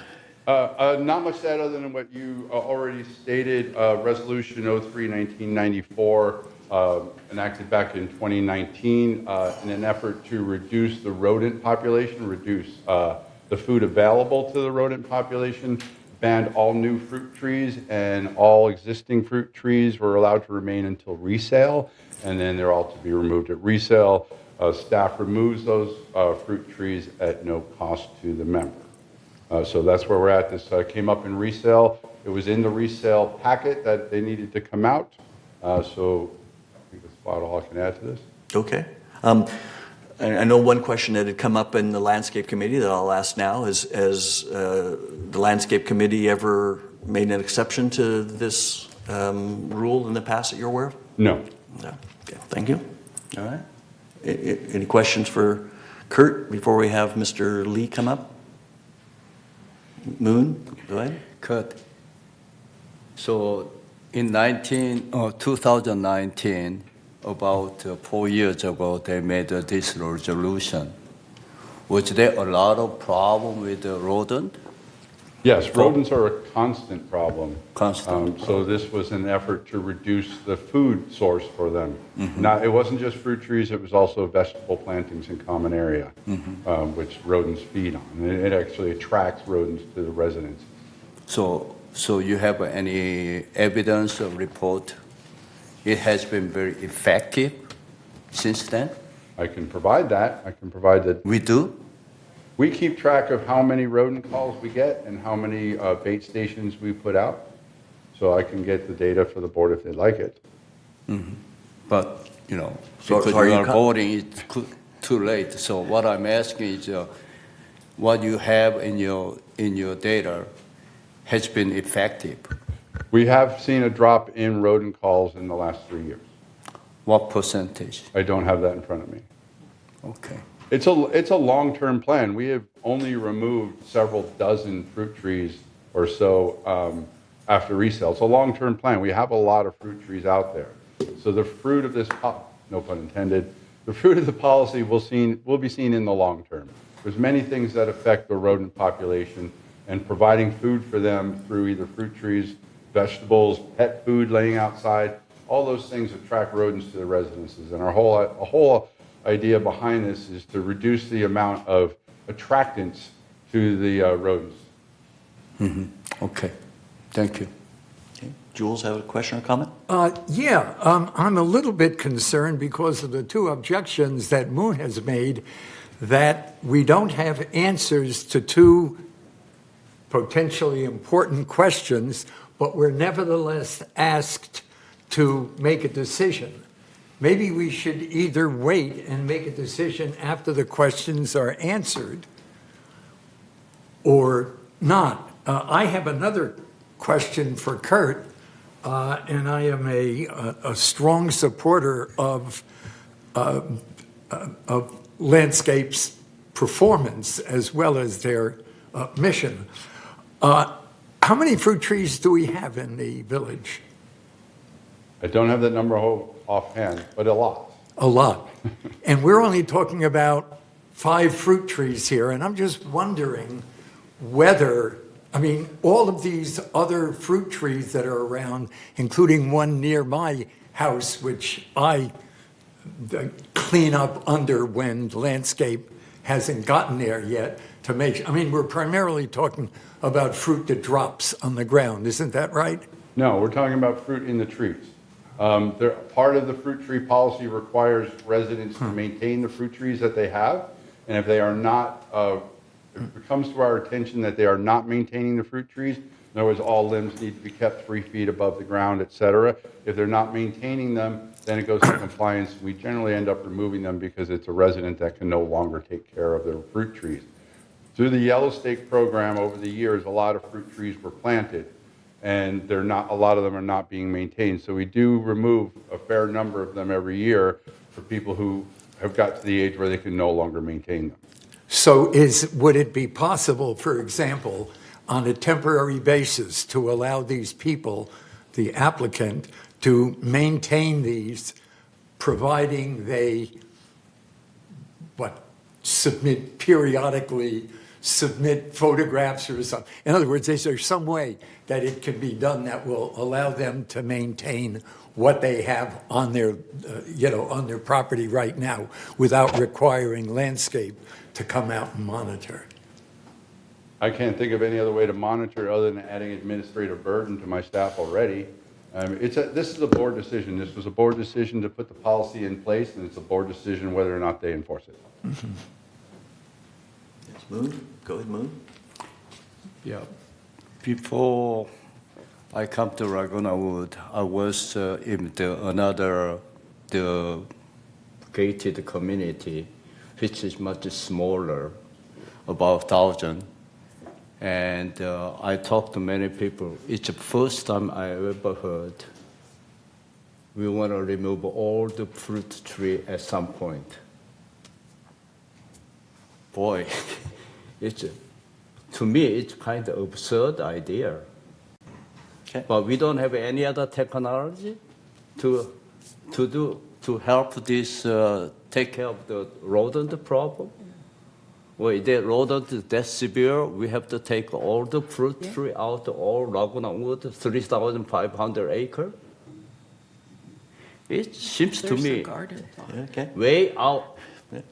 We're trying to kill couple rodent. We are using nuclear bomb. Right. Me. Okay. Thanks. Thank you. Thank you, Mr. Weeman. We'll let Mr. Lee come up and. Morning. Good. We've been, my wife Kay and I have been coming to Laguna Woods since 2007, and we finally decided to make Laguna Woods our permanent home. And in the final phase of our purchase, we became aware that the rule. And I don't know, the board received any report, a single resident whose health was severely and adversely affected by fruit trees and rodent activity. I have not heard such a case. If it is real bad, as one of the board members said, why not remove all trees? Why punish newcomers instead of welcoming? And I'm willing to care well and clean and utilize any method to deter rodent activities. When I visited 6 immediate families to support my appeal everyone supported, and none of them were worried their health would be affected by our fruit trees. I do have video and photos in the backyard, only for few feet from our backyard to the next level of the house, which is 1 story down, which is steep hill. And out of 5 trees, 2 of them were within 1 foot, and the other 3 were within 2 or 3 feet. So I feel these grown-up trees and roots are maintaining our backyard. If we removed all the roots, I'm afraid this might jeopardize the health of our backyard. Maybe with the big, heavy rain, big slide may take place, then the very existence of a home may be in danger, and also about 3 houses under that hill may be damaged. I can forward these photos you can examine, or you can hire an engineer to review this situation to see if removing those trees and roots would be safe enough. I don't think it is really safe to do without that study. If board still insists on removing, I like to have comparable good trees to be replaced as soon as possible, if it is safe to do so. And the manager and the supervisor of the landscaping department came to our house to look at it and promised that they'll do so. And I'd like to hear from the board promise the same way. So I'd like to see this rule applied more equitably, better way, not just on newcomers. If you allow 50 years old, 55 years old came before this rule, he can enjoy 4 fruit trees for 40, 50 years. And we, the newest, above 80, we cannot enjoy even a couple of months. I would like to consider you that and look at this photo if I forward this. Okay. Thank you for listening. Why don't you stay there? Anybody have any questions for Mr. Lee or comments? Okay. You wanted to say something else, SK? I'd like to present my small experience with the rodent at my apartment. Okay. So you can have a seat, Mr. Lee, and we'll that way you don't have to stand there. Yeah. Okay. Michaela, could you? Yeah. Just before pandemic, I had poor experience with the rodent. So I was looking for a rodent electronic device to prevent from rodent at my garage area. Do you have your microphone on? Yeah, my microphone is on. I found it. That was readily available from Home Depot, and it says patent pulse ultrasonic technology device, and as you see on the presentation, covers about 2,000 square foot, plug in 110 volts, and operate continuously and complies FCC rules. And you can easily check the device if it's work when you go out there and looking at the device because it's constantly red blinking. And the next page, please. This is early 2019. My neighbor car, far right, had a distributor cap wire being chewed and cost him for $500 plus. And soon, about 3-4 months later, my wife's car, luckily, was not my car, had the same problem. And it cost me $600 plus repair. So I went to Home Depot and got this device in late 2019 installed. It's just plug in. As you can see, far left picture, you'll see the small device that I have here. You can take a look. And since then, up to today, I have not had any problem with that rodent chewed up my vehicle. So, next. So my proposal is, since it's an electronic device, I'd like to see about 3 years moratorium of execution under the condition of, first, installing 3 devices at his home as a trial basis, 1 front north, 1 rear north, and the rear south, 3 devices. And the detail to installation has to work with the landscape department for electric wiring and initial test. And to C, the owner must report progress to third board twice a year, 1 in April, 1 in October, either written or verbal reports. D, the owner must report any instance of the rodent being present around the trees to the third board. And E, electrical extension must be rain or water protected. And also, final thinking is, what I'm thinking is this proposal can serve as an initial trial for future cases, I thought.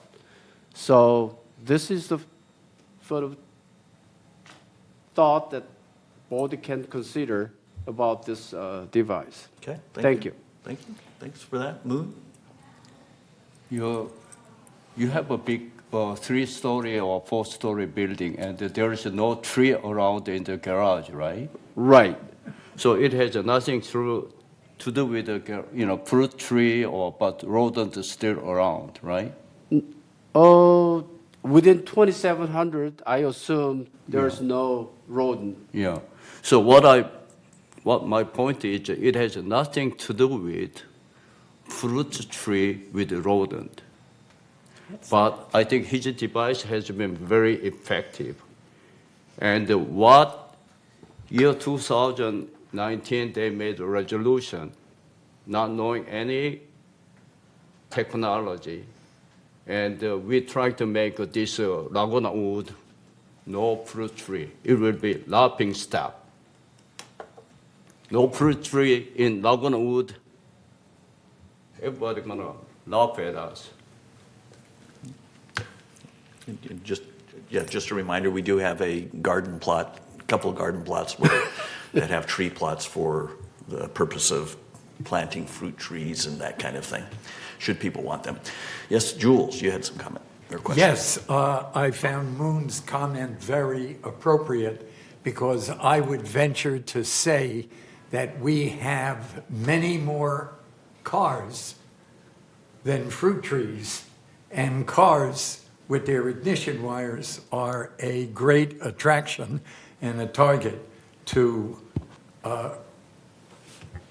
rodents. Yes, indeed. So I agree with both SK and Moon that perhaps a few years ago we acted a little too quickly, and even though we cannot consider the entire rule at this juncture, we could certainly consider Mr. Lee's situation at this juncture, and we shouldn't pour more fuel, so to speak, on the fire.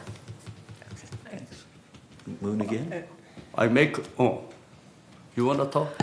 Oh, I was just going to say we have a member comment that I was going to ask if I could read at some Okay, point. well, once I'll ask you once we're done with our discussion. Okay, I make a motion to approve the SK's proposal. Okay, all right. Any further comments on, now that we have a motion, further comments on, we can discuss the motion? Yeah, this was done because rodents are a problem in Laguna Woods. There's no question about that. I think that Kurt could tell us that. They've had to actually hire an extra person to man the rodent bait things because it has been such a problem and because they get it. It's for the safety and the health of the community. So I have a couple of questions, which are, and I've heard that some people will promise to take care of it and maintain the fruit tree, which are, when the fruit starts falling, it's just more invitation for rodents to come and a lot of work for landscape people. Part of the problem is, as people get older, it's harder to maintain those. These are trees that take a lot of maintenance. And I love fruit trees. There's no question about it. I love them. They're wonderful. And I love the fruit they bear. But the fact is, they are an attraction to rodents. Moon, you had suggested that we wait until all the data is in. As Kurt has said, it will take years for us to have that because you can't just say, okay, we're going around and pulling out all the trees. That makes no sense either, and it's very expensive to do. So we will grandfather, and there is precedent for grandfathering in many instances for many things.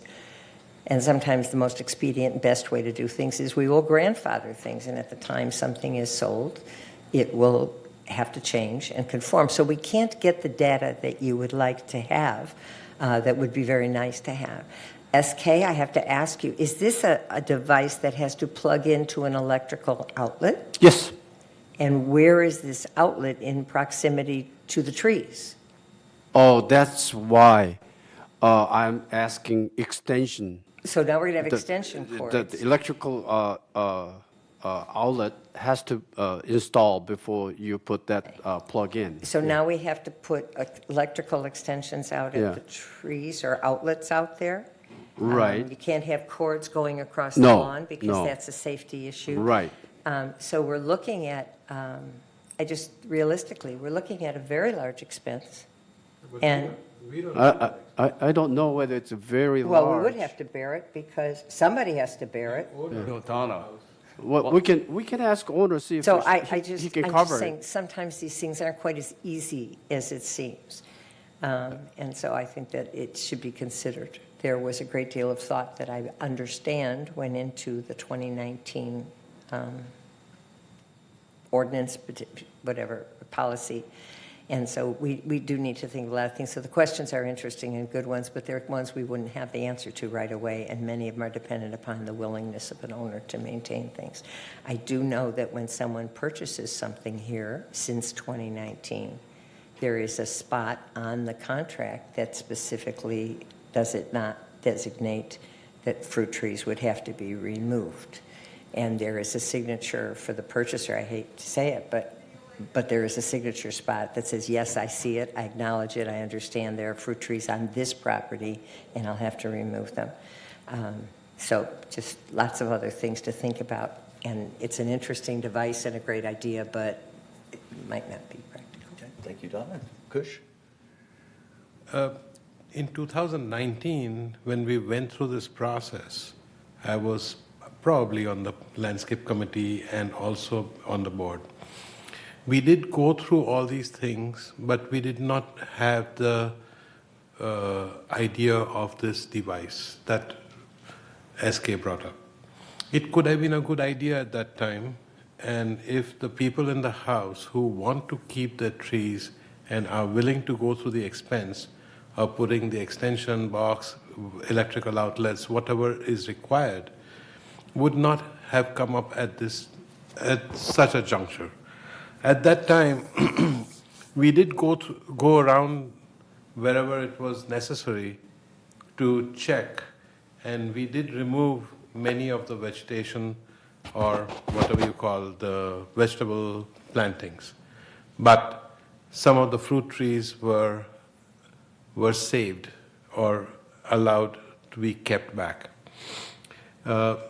So in this respect, my point is also that to review this one more time, not make a complete deadline decision right now, let it go for another month, discuss it, and then decide. Fruit trees are good to have, but removing them like a blanket decision maybe not a great decision. Maybe we want to review this, think about it, and find solutions to keep everybody happy, to help the landscape department as well as the homeowners. So I think we don't want to rush through this. That's what I want to suggest, that we think about it. Okay, Yeah. thank you. So I think the motion is to accept SK's proposal, which would be allow Mr. Lee to add electronic outlets to his place and try this out. Okay, yeah, I know. There's a lot like going on. Did you want to say something, Mr. Weeman? It's interesting. Sorry. Okay. Well, why don't you sit up a little closer, Kurt? this fruit tree is not a do or die situation for me. If both fields is good for the community, fine. But I feel, as some board member mentioned, it is applied to only newcomers. And that is, for me, is not fair, not equitable. And so if you come up with better solution, better maintenance, I'm willing to follow whatever board asks me to do. And if you feel this is absolutely necessary, despite the possible risk of removing this and the landslide, go ahead and I'll take it. But I like to have similar trees to be replaced, at least have some privacy and also some reassurance that removing all these widespread roots, 5 of them very close to the other end. One of you may come and take a look, and I can show you, and it might cause very serious things. So whatever you both decide, that's fine. Thank you, sir. Thank you. Kurt? And then I'll get to you, Ira.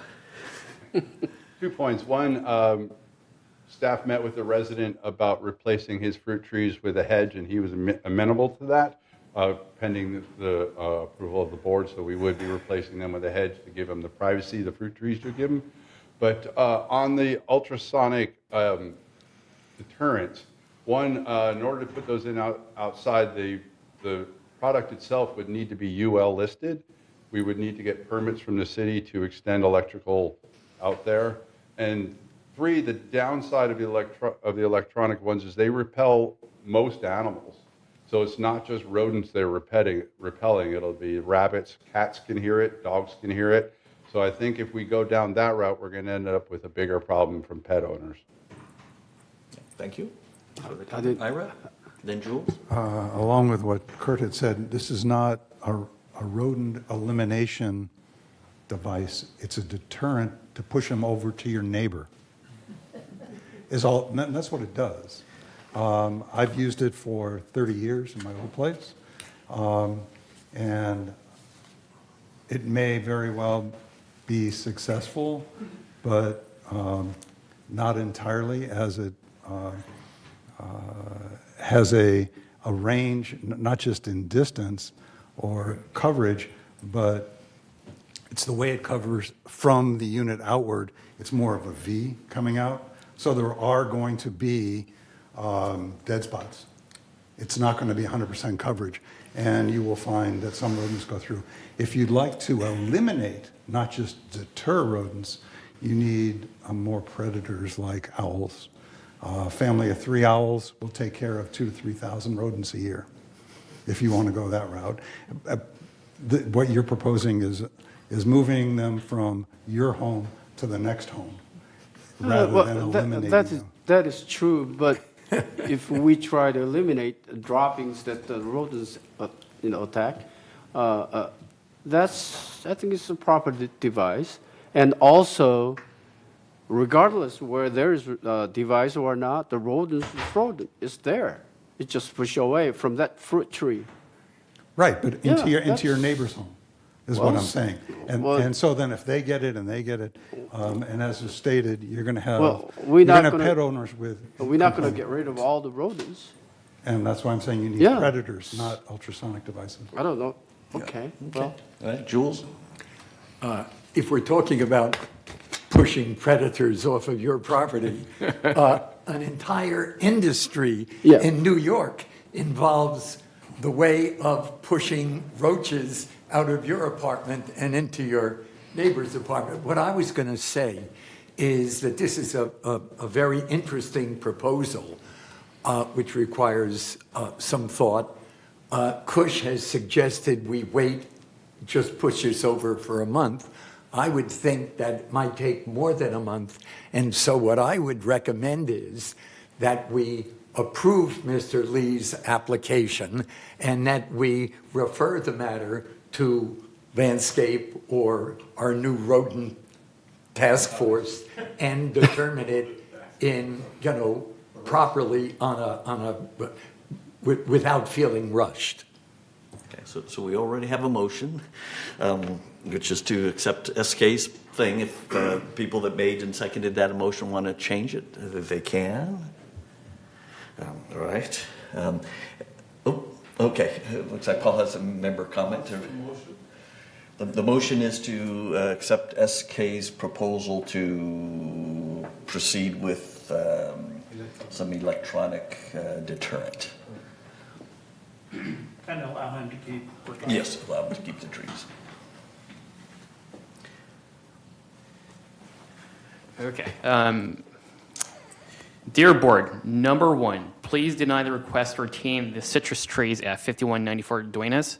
The Landscape Committee is correct to make the recommendation to deny the request, since it is indeed the rule and should be enforced through the community.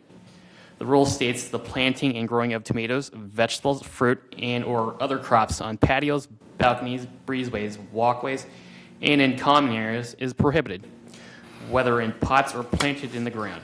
These types of plant draw vermin and insects, making them unsuitable for the well-being of the building residents. Please note that they also attract coyotes, which kills our pets. Number two, please require all air conditioner condensers to be placed on the ground and concealed with landscape. The new condensers are whisper quiet. Allowing these unsightly condensers on our roofs destroys views and makes the village look like an industrial park. They also bring traffic on the roofs and risk damages. So it looks like they're also talking about other items as well. So, number three, please keep the mailboxes in the walls rather than having standalone units, which do not blend with the architecture and will be more expensive to maintain. The in-walls units are as the architect designed and are an elegant solution to holding the mail rather than putting clunky standalone boxes, which would make us look like an office park. The new in-wall units have more space. Lastly, it would sure be nice if we could proceed on the shepherd crook installation on our walls and keep the design of the hooks the same to present a uniform appearance to the outside world. The barbed wires is a bad look and does not cast our senior community in an upscale way. Please finish the project. Thank you for listening. Have a good meeting. Okay, all right. Somebody got things off their chest, so thanks. All right. Okay, all right. Any further discussion before we vote on the motion in front of us, which is SK's proposal? We needed a second. Moon? I thought we had between Moon and Jules, I think the two of them. It was Moon's and then Jules seconded it. All right. So we should be able to vote here momentarily if.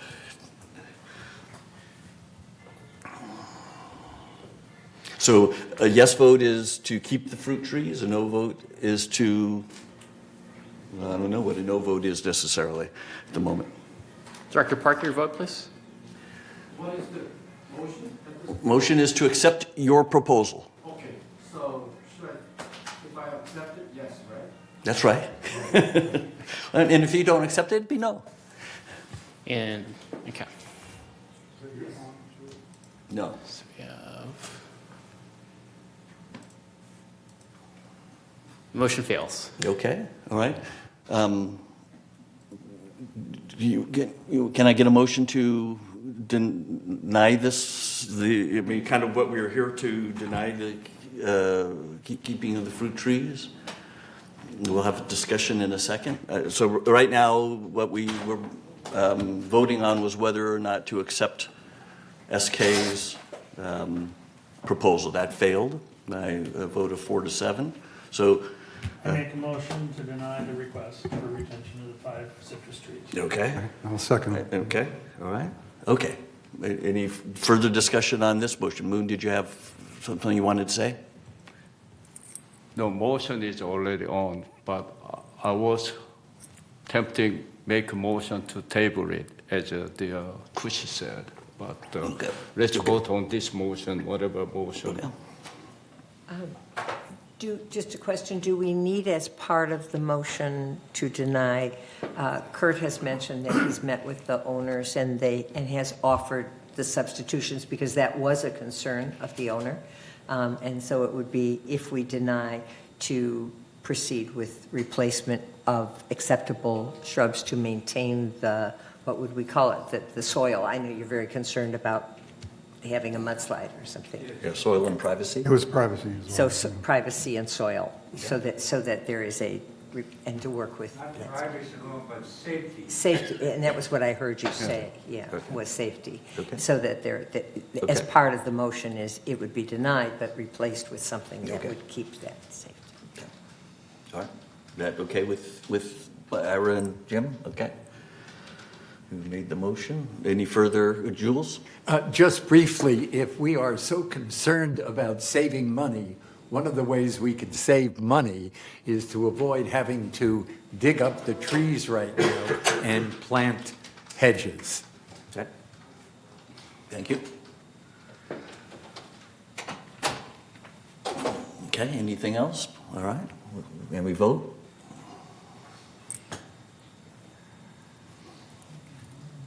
Okay, so a yes vote is to remove the trees and replace them with something else as per decision made with Mr. Lee and the landscaping department.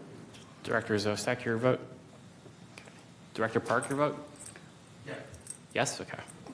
Yeah, you No. sure? No. You vote no? Yes, Okay. yeah. Who are we missing?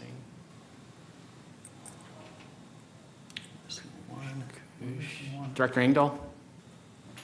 I just put it up. Oh, okay, there we go. All right. So the motion Motion passes. passes 7-3-1. Okay. Okay, so Mr. Lee, landscape will be working with you to remove the trees and replace them with something else. To make sure he's safe. Mhm. To get some engineer to see he's safe. As appropriate, landscape will do that with you. Okay. Thank you for, Hire an engineer. thank you for coming in and stating your appeal. Appreciate it. Thanks for the discussion. It was I enjoyed it. We'll now move on to agenda item 15, where members of this board will share a monthly committee status update, starting with a report of the Finance Committee. Get over Donna, that. it's all yours for the It's all next few mine, minutes. huh? Okay, let me just get back to my pages, since we've sort of changed things around. Okay, as we go to slide number 1, in the beginning, we always look at the 30,000-foot view, which is all of the income and all of the expenses. And if you can see, our net revenue when we deduct expenses from income is $858,000. But let's look at where it comes from, where it goes, and how close ultimately it is to our budget. So as we move on to the next slide, slide number 2, at this point, the first slide really was all of our budgets, all of our funds, everything. Now we look at the operating budget, which is, of course, the one we pay very close attention to. This is what we estimated our expenses would be for the year on a month-by-month basis, and we see how close we are to it. And as you can see, we ended up with an operating surplus of $247,000. Our revenue exceeded our expenses by that amount. So we were, and it's important to keep in mind that this is early in the year. This is the statement as of January 31st. And it's important to have on the record, and for any of our viewers or listeners later, to know a lot of work is being done, and the work is proceeding, but hasn't necessarily been invoiced yet because it's too early in the year and they're in the middle of projects. So know that this is really not a reflection of anything but where we are right now. If we move on to the next slide, which would be slide number 3, we go back to the overview again. You can see the first column is exactly like the very first slide. Assessment, non-assessment revenues, total, et cetera, and the same number that we had before. And let's look at it compared to budget. And not surprisingly, our assessment revenue was exactly what we expected to get. Our non-assessment revenue was slightly lower than we usually have. And that is a very small, or rather slightly higher. And it was probably some people paying who hadn't paid before. We don't know, but it was nice to see it. So total revenue versus budget, we actually were a little ahead. Our expenses were a lot below, and we wind up again with what we saw as net revenue of almost $860,000. With a variance of over $500,000 from the original budget.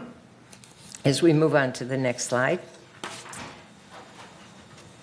And this is one where it tells us where our variances are. This is a really important slide. And of course, green is good, and red means it was negative. And outside services, we are definitely favorable. Again, part of this has to do with the fact that work is in progress but hasn't been invoiced yet.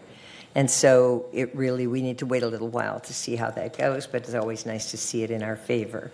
Employee compensation, as we have seen throughout last year, some of that favorable variance has to do with open positions. We're still working on getting them, and hopefully that will resolve itself sometime soon and during this year.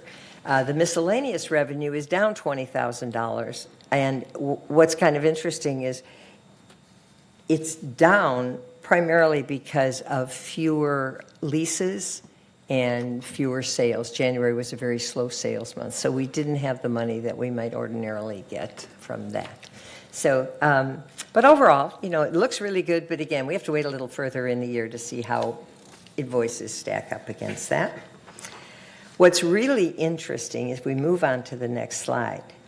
We never used to be able to have a chart that looked like that because, yes, chargeable services has been the bulk of our non-assessment revenue, but I call your attention to the pie shape of investment interest income. That is something we haven't had on this chart for a really long time, so I'm very excited for us to see it. Just in the past 4 weeks, we earned over $81,000 while the matured Treasury bill money was sitting waiting. The Fed is meeting as we speak, and those funds that are in this account that's earning the $81,000 in the 4 weeks, those funds and all of them will be redeposited right after the Fed meeting is done, after our 28-day investment that we made matures, and so we will be reinvesting on Thursday in keeping with the schedule, and hopefully we will hear that the Fed raised the rate. Of course, if you're paying interest on a loan, you don't want to hear that, but at this moment for this, it's good. But it's very nice to see that, and to see that it's 14% of our non-assessment revenue. That's quite nice. Laundry revenue, permit fee, and the others being a much smaller contribution to our overall revenue, non-assessment revenues. As we move on to the next one and look at our expenses, this hasn't really changed much over the last couple of years. Employee compensation and related expenses, almost 40% of our total expenses, and insurance, a little more than 25% of it. So those two things together are a very, very sizable piece of our expenses.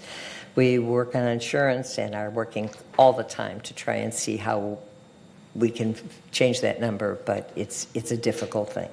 Utilities have gone up.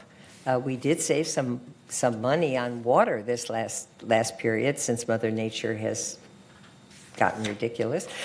So the utilities are primarily in electric, and then the outside services very small, and materials and supplies going down. But again, those two big areas, employee compensation, insurance, being the biggest bite of our expenses. As we move on, and almost done with the financial report, moving on to slide number 7, here we look at this is the non-operating fund. This is the other funds, consisting of our replacement funds, which are really important. This is a community that is aging in its facilities, and we're going to have to do replacements and repairs, and we have to keep that fund very healthy. And as you can see, starting with the beginning balance of December 31st and the current balance as of January 31st, that fund has gained a little bit, and that's what we like to see. The Garden Villa Fund, a much smaller fund, but again, in a positive direction, as is the Disaster Fund and the Unappropriated Expenditures Fund. And for those of you who haven't heard these reports before, the Unappropriated Expenditures is really the contingency fund. We always have to have some money for the unexpected. So we sort of expect the unexpected, and that's that fund. And all in all, those funds have all grown slightly during the month of January, which is good. On the next slide, it's really kind of an interesting one because it's a picture over the past 5 years, including 2023, which is very short at the moment, of course. And the thing that probably catches your attention is that the disaster fund, the replacement funds have grown. That's that sort of orange thing, and you can see that they have gone up, and that's exactly what we want to see happen. It's the disaster fund that is, as of 2023, less than it was in 2019, and that fund is sustained.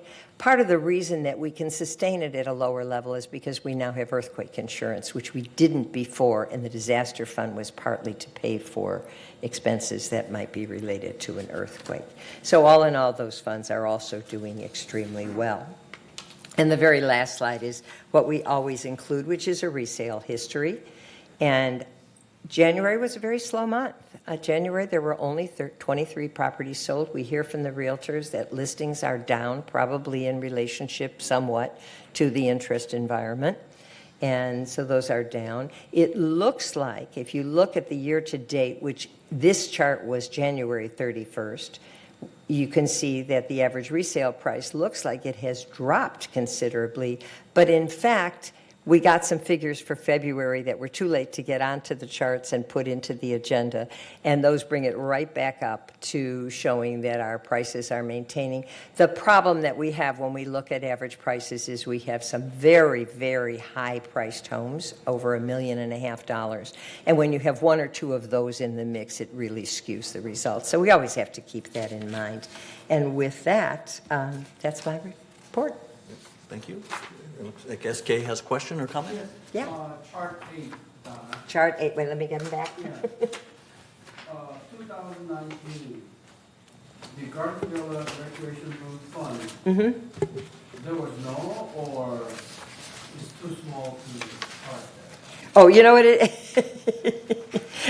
you're looking on the graph. Yes. Yes, if you look very, very closely with a magnifying glass, across the top you will see a very, very thin, kind of olive-covered line.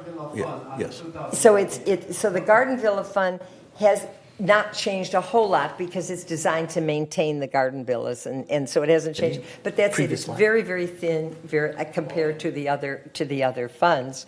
But it is in fact there, and it's still holding its own and doing well. This is a better picture. Yeah, I mean, this doesn't really give you a yearly thing, but okay, fair enough. Yeah, because this at least has numbers. The other one was a little tiny bar you couldn't see. Andy. Yes, Andy? Thank you. Donna, regarding the reserve fund levels, are the basic reserve funds themselves, forgetting inflation and all that, are they at a level that we want them to be? Yes, very good question. Thank you, Andy, for that question, because it's very important.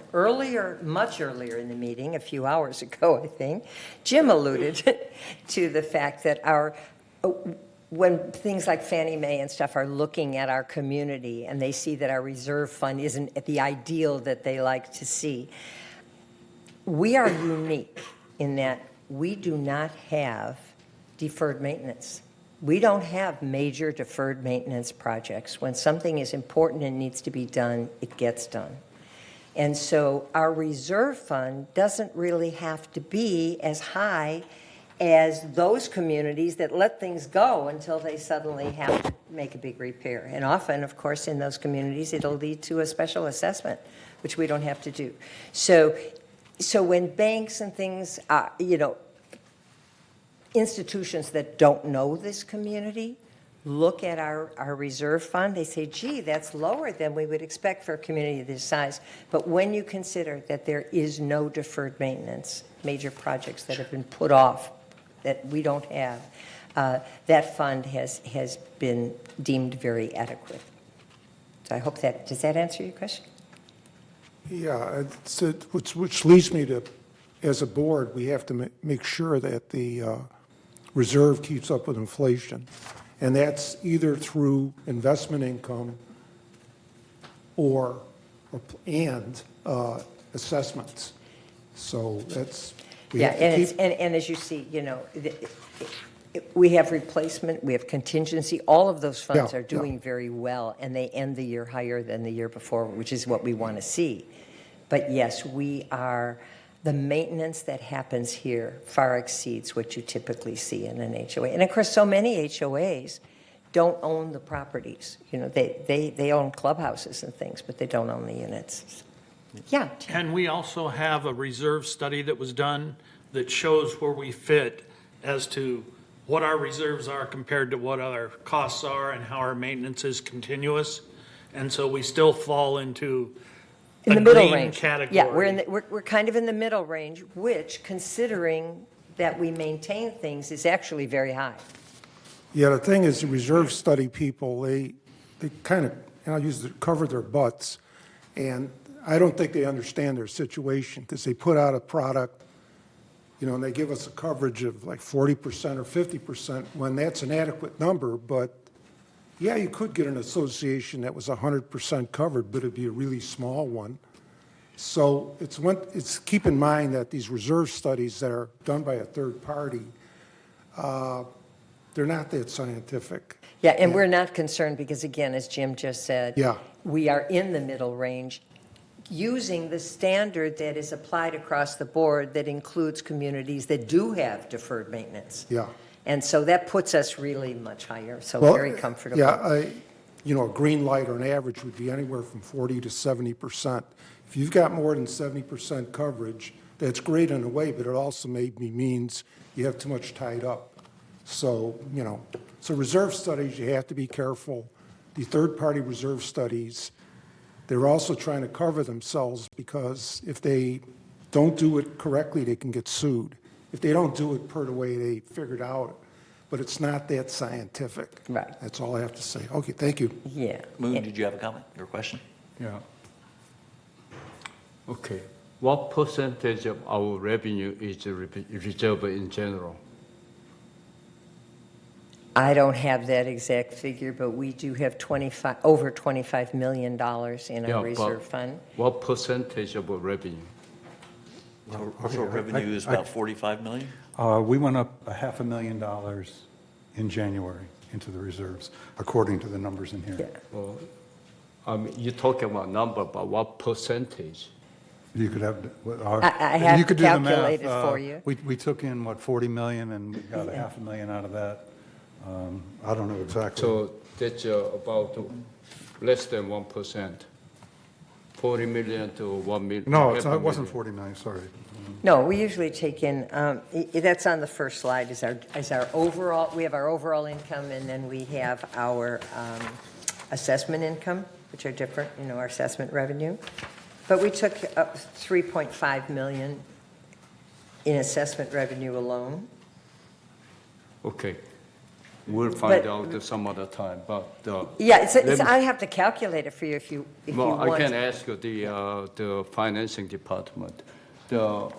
Add Andy's question. Okay, we have to keep up with the inflation over there, right?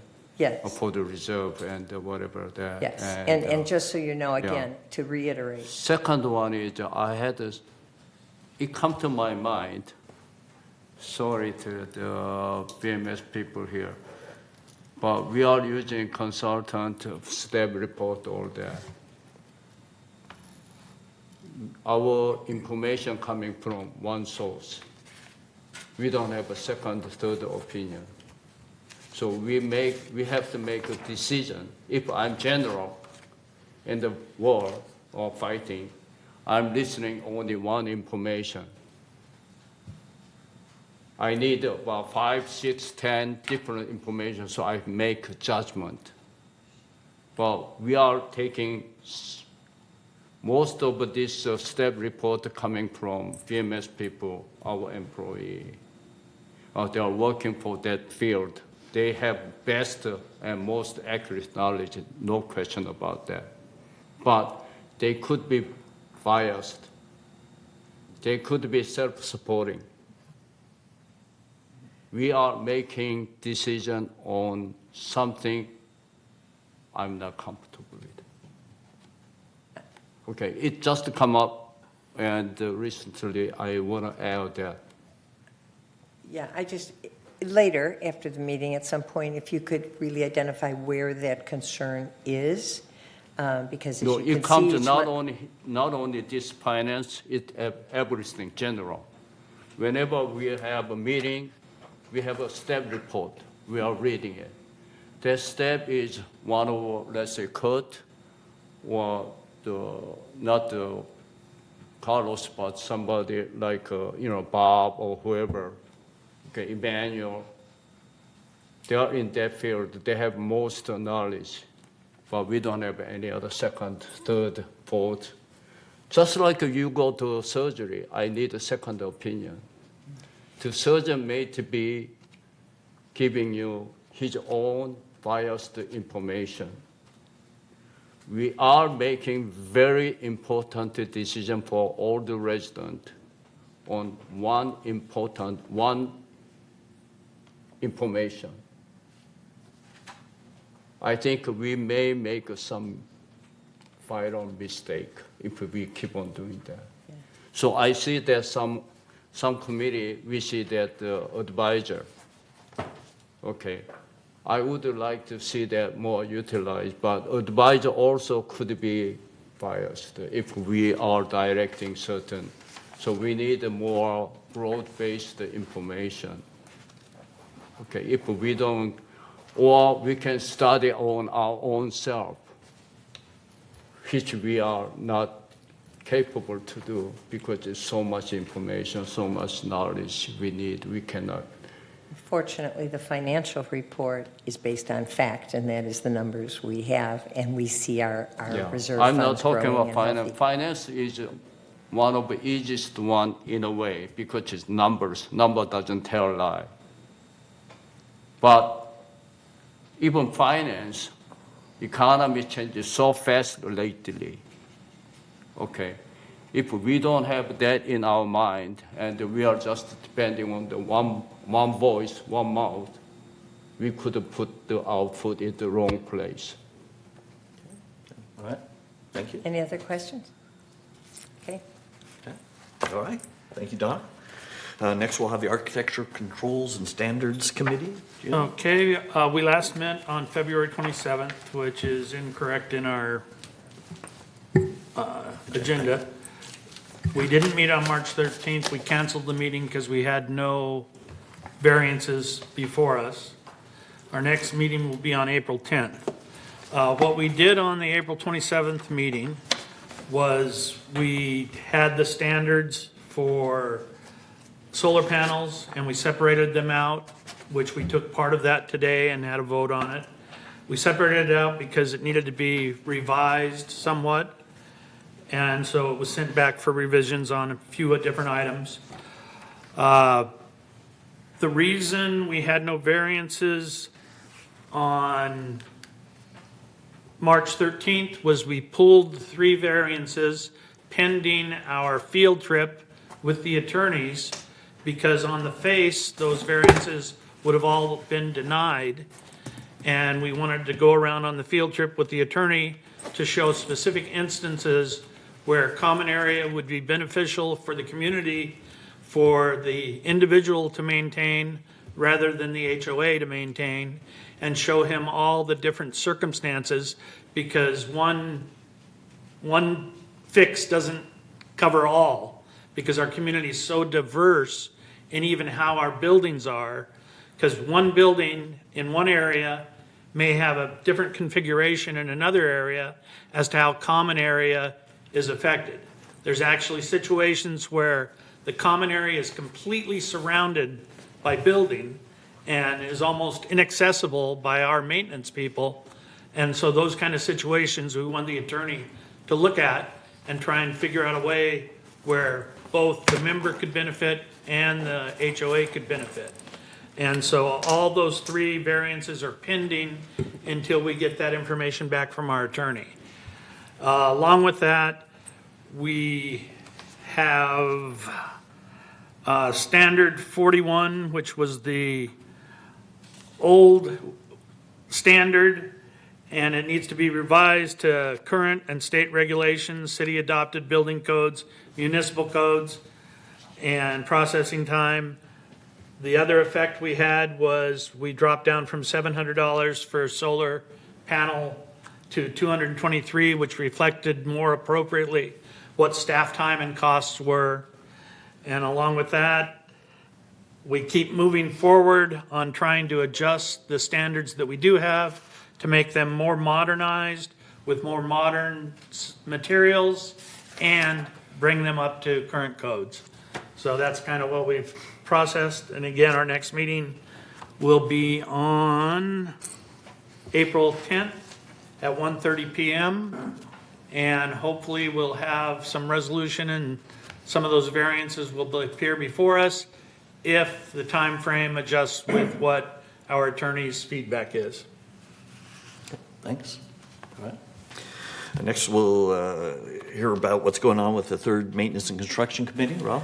Okay, our last meeting was March 6th, and it was kind of a busy meeting with various staff members updated us on several things I'll mention quickly. First of all, let me say that Mr. Gomez introduced our new maintenance operations manager, Mr. Adam Feliz. He'll be responsible for various maintenance and operations work centers, including carpentry and painting and so forth. He'll oversee termite and fumigation programs as well. So we want to welcome Adam. Other members of the staff updated us on, for instance, washer and dryer problems in 3-story buildings. Some interesting things going on with that. Also mentioned the asphalt seal coating process. And Mr. Barnett updated the residents on how to report various problems so that they can get those serviced properly through residential services. Also, one of the biggest things we did is we told staff to go ahead and revise the trash room door in building 2399. That's one that had, it was a sliding door rolling on overhead rollers. Some complained it was a little heavy, but the biggest complaint was that had too many gaps to allow not only rodents, but the cats chasing the rodents would be able to get through there. So that's going to be changed to a swinging door, which they had requested. There are about 10 or so other items that were suggested for future agendas, so I guess M&C will be busy between now and our next meeting. Thank you. Our next meeting, by the way, is scheduled for 1:30 p.m. on May Day here in this room. Thanks, Ralph. Thank you. Could we come back to me? I want to add one more thing that reminded me.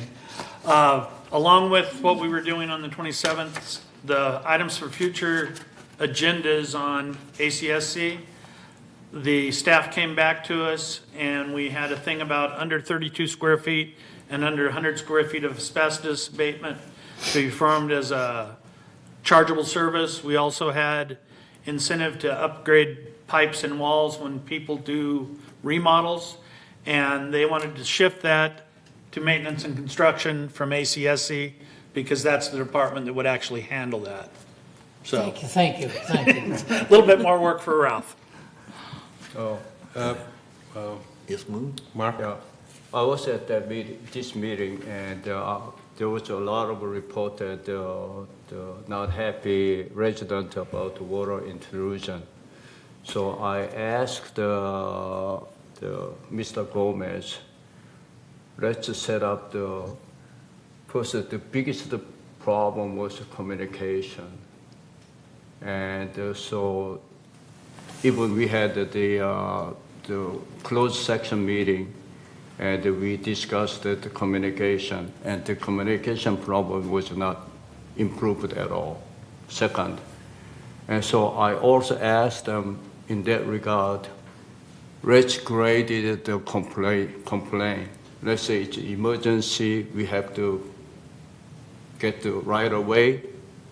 Well, if we ask everything, they call the regional service will respond 2-3 days or 1 week later. Disaster already happened. So whenever we got any kind of report, the person who received security service or resident service had training, they can grade 1, 2, 3, 4, just like in the work field, we choose the patient who needed first treatment, second treatment, third treatment. So I asked them to do that. It has not been reflected in my request here at all. So I want that requested. I want to follow up on that. Okay. All right. Next, we'll hear from the Landscape Committee. Mark. Nope. I had a comment My mistake? I thought you were telling me that Moon had a comment. No. I wanted to say something to Ralph. Since we've discontinued the parking committee, we don't hear anything about the parking changes required or suggestions that have reached the parking department division or the MNC now. So have you heard of anything? The only thing that we've done on parking recently is, I think, probably not last meeting, but the one before, we had 2 requests for painting curbs red to allow more parking, to deny more parking, so people could get into their parking carports easier. And those were denied because of the parking. As far as finding new parking areas, I'm not aware of anything going on in that area at all. We're pretty much blocked out. We could probably find a few square feet here and there, but there's no real activity going to find new parking area. Maybe we need to build a parking structure somewhere, but we have not looked into that. Okay, just wanted to know if you've heard of anything about parking. No, there's nothing going on in that area right now. All right, thank you. Thanks. Jim? As far as parking in a minimal capacity, ACSC has been looking at areas that are common area where people could put in pavers and park their golf carts, thereby taking the golf carts out of the way of where vehicle parking is. It's a great idea, and if there is a parking, what can you say, something regarding parking, should it come to you, Ralph? Sure. Probably so, unless somebody All right, wants to put a- because people come to me, since they knew I used to chair the committee, Okay, so I will just direct them to you now. fine, throw it at me, and what's one more thing? That's I'll give you a new hat. How about that? Pretty soon you're Help me get broad shoulders, will you? All right. Landscaping. Okay, so Kurt has mentioned most everything that went on at the in his report at the last landscape meeting, starting with more mulching. Only half the community got mulched, and that's going to change for next year. All the community will get mulched, and that's important as to save water and for the plants we are changing to require this more than they require fertilizer. They need mulching it'll save us water as well, and keep the plants healthier through the summer by keeping the roots cooler, and in the winter keep them warmer. So we'll have increased plant survival. He mentioned the water saving projects, and that's ongoing with the turf removal and whatnot, as well as the urban forestry management program with Dudek, and the irrigation controlling system. Once that's in, he didn't mention it, but that should reduce, once all the bugs are out per area, per valve, which is a significant amount of valves to adjust for each season.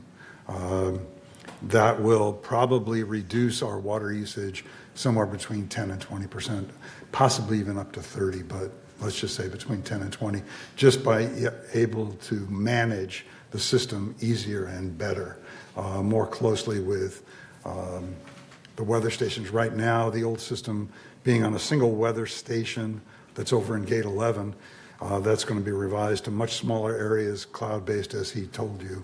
And this will adjust the system to be much more efficient than it has ever been. The other thing that we are moving forward is the adjustment of the landscape charter for the committee, as well as the landscape manual. And our next meeting will be Thursday, April 6th, here in the boardroom at 9:30 in the morning. Thanks, Aaron. Mulching, Yes. mulching is great, but if we do that, let's say 10 years, the up and down on the ground will be changed because of mulching, and then we may have some drainage problem. Actually, there's already problems, Okay. not with mulching, but with, and it's common in every community, with very limited exceptions. When you replace a plant, you don't take out all the roots, so you start to get doming in areas. And we've discussed this as we pull out and redo areas to regrade the areas down to get drainage away from the buildings. This is something we discussed with the turf removal program, that it's the ideal time when there's nothing there, take away a little more dirt, because if you're putting on 2 or 3 inches of mulch, you need to have the surface start below, let's say, a sidewalk area, and not to run off. And we do have more erosion issues in this community than I've seen in any community due to the steep angle of our slopes. And this is an issue that we're tackling one at a time. And it's an ongoing problem. As you see around some of the smaller slopes, you'll see 2 or 3 levels of block wall being added to prevent that erosion, because the angle of the slope is too steep. Even with regrading it, you would have to go back and eliminate the home behind it to really get a satisfactory, non-eroding kind of slope, and you can't do that. So we're addressing it one at a time, which is the only way we can do it. Okay, I think drainage problem is very serious. We see several, because lately there was a lot of raining. And so whenever it rain, I go around my house and make sure water drain. But some of the drain, even drain there, it doesn't drain. Water is really. So I think we have to make sure our staff checking all the drain, existing drain is working properly. Second, as the trees removal or trees grow, whatever, the drainage landscape is changing. We have to keep eye on it, always. Thanks. Thanks, Ira. Anything new regarding Water Conservation Committee? There is, Okay. and one may wonder why we need a Water Conservation Committee when it doesn't stop raining. But the fact is, our residential water does not come from the sky. Here in this part of Orange County, we buy virtually 100% of our potable water. That water we use in our homes, our drinking water, et cetera. Even the water that is the hose that attaches on the outside of one's house or building, that's residential water, and that is purchased 100% elsewhere. It's carried over long distances. We all have heard that the water comes from either Northern California or from the Colorado River. We're transporting it long distances, purchasing it, a lot of evaporation lost actually in that transport, so it winds up even a little more expensive. So the Water Conservation Committee is actually really even more important now than before because we're lulled into thinking we're okay, when in fact we aren't. So I want to commend our residents on saving 19% of residential water year over year. That has been awesome, and we need to remember to keep those good habits. The Water Conservation Committee will continue to meet. It meets only quarterly. We met in January on the 26th. The next meeting is April 27th at 2 o'clock in the afternoon, and it is listed in the agenda as the Elm Room, but we are moving back to the Sycamore Room. It is less accessible or less easily accessible. Anyone coming to the meeting should ask to be directed upstairs, but it's a better room for Zoom, and we do have people who like to watch it video-wise. And so we will be meeting. It is always the fourth Thursday of the month, January, April, July, and October. Yes, Andy? Hi, Don. I was wondering, state of California's come under a lot of flack for not recycling rainwater. And I'm just wondering, what happens to our rainwater? Where does it go? It's going in the ocean. I mean, the bottom line is it essentially winds up in the ocean. Okay, is there anything? There is a small reservoir here in this part of Orange County that is small. It's enough to sustain the area that El Toro Water District serves for somewhere between 30 and 60 days if we were really, really conservative. So yes, the rainwater, once the ground is saturated, as it pretty much is right now, Yeah. we don't have storm sewers like areas that are used to lots of rainwater. And so Okay, it one winds other up in the question ocean. on that is, Irvine has been lauded as having such a gray water recycling program. But of course, Irvine came into being a lot later than a lot of other towns, and they were able to do this. And the Irvine company's got a lot of money. Where do we stand on gray water? Okay, where we stand, which actually is quite interesting. First of all, Third Mutual does have all of its landscape water, with the exception of gates 11 and 14, are recycled water. And frankly, and of course the golf course here as well in Laguna Woods. My understanding from what I've heard from El Toro Water District is this is the only part of the service area, Laguna Woods, that has recycled water, because they had to concentrate their efforts somewhere, and we're the biggest community. So we have that. So our gray water is really wonderful, in that we are using recycled water for the lawns, except in those two areas. There is technology that exists to actually take the gray water and turn it into potable water. And that is something I hear at the meetings that they have, the community meetings, I hear that it might be as little as 5 years away for the technology and the law as to what the quality of the water needs to be coming through your sinks as potable water. But that is, so it's almost, there are those who are saying, if we can just get in that holding pattern for 5 years, we might really be saved by being able to recycle more of our water. But in terms of the rainwater, once it saturates, that's it. Jules, then Ira, then Rob? Yeah, regarding Andy's question, there is something that we really could do.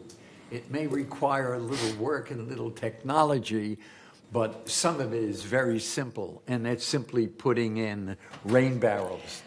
There's a little problem for that, though, because if we're talking about using it as potable water. No, not potable. Well, and we have enough recycled water. We're doing well with that. As a matter of fact, sometimes El Toro is a little concerned that we're not using it every time we have to, because if we don't use it, it goes to the ocean. No, the recycled water, they keep that. It's the potable water that's the problem. The filtration plant up over south of Bridge Route, just off of Moulton. Sure. That's where the recycling plant is, and that is more than keeping up with demand. They would like us to use more of it. So that's not, it's the fresh water. That's where our big problem is potable water. And to have people drinking from their rain barrels. No, I'm not suggesting Yeah, that. it would be a little scary.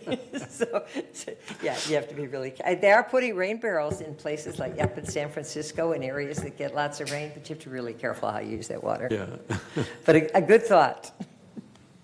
Thanks, Jules. Ira?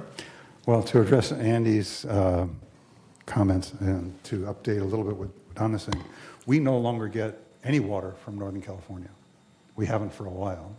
We only get our potable water from the Colorado River, and that's up for debate as to how much we're going to be getting.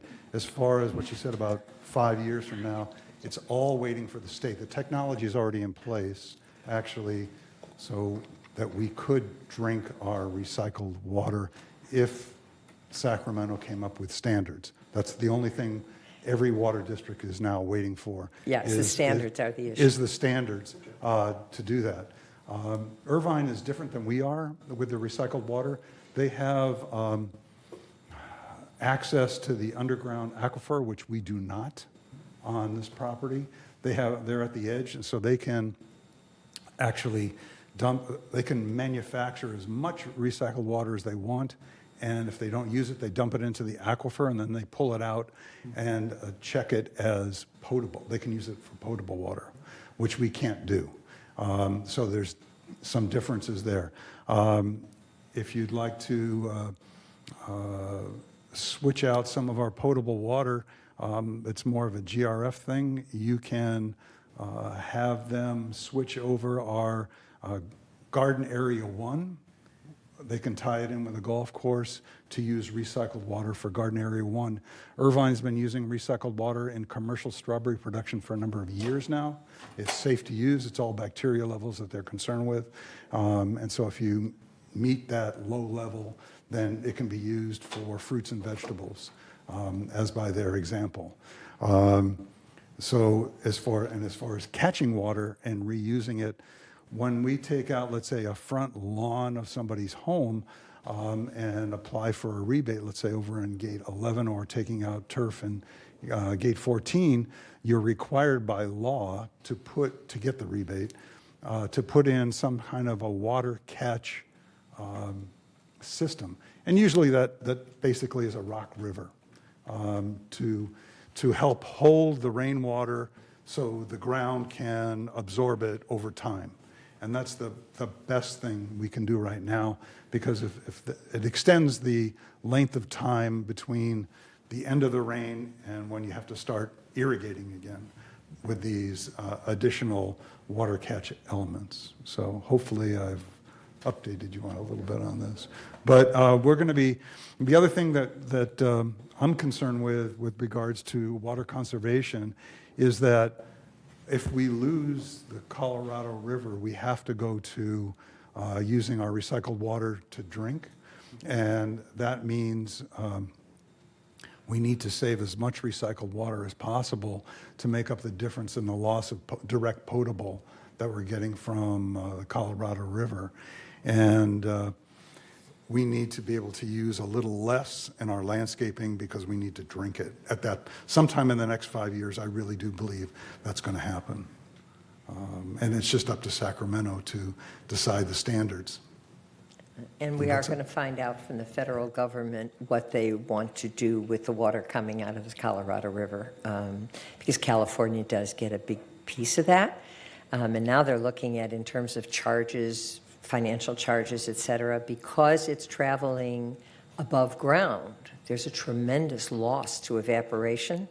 And since we're the furthest away, with the exception of the little bit of water that goes to Mexico, we're the furthest, and therefore we have the most evaporation and loss.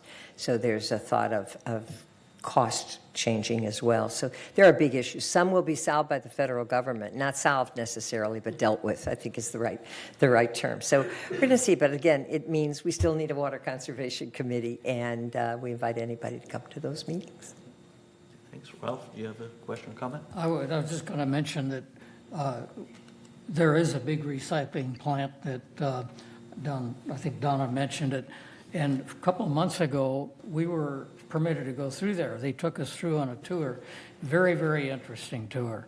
and they have a great capability for producing the water that we use for plants and we don't need in the rain right now. But unfortunately, at this time, what we don't use goes in the ocean. And that's El Toro Water District that owns that plant, so. All right. Done with water? Okay. I'm thirsty. On March 3rd, the Garden Villa Rec Room met. They received a plan from the staff regarding how the Garden Villa Rec Room money should be spent, and that staff plan was confirmed for execution, and the next meeting is on July 5th at 1:30 p.m. here in the boardroom. And finally, we have the Resident Policy and Compliance Committee. This committee last met on Tuesday, February 28th, when we discussed several things, including the committee charter that we approved earlier today, as well as potential updates to Third's appeal policy, our compliance letters, and our barbecue policy. This committee will next meet on Wednesday, March 29th at 9:30 a.m. here in the boardroom, where we plan to continue our discussion on the appeals policy, our compliance letters, and start the discussion of our internal dispute resolution policy as we continue to work on making our policies more considerate, clear, and complete. That's all we have for agenda item 14. We'll move on to agenda item 15, where we have our third mutual, we have our committee updates for our monthly GRF committees. And we'll start with the GRF Community Access Committee. Kush. Thank you.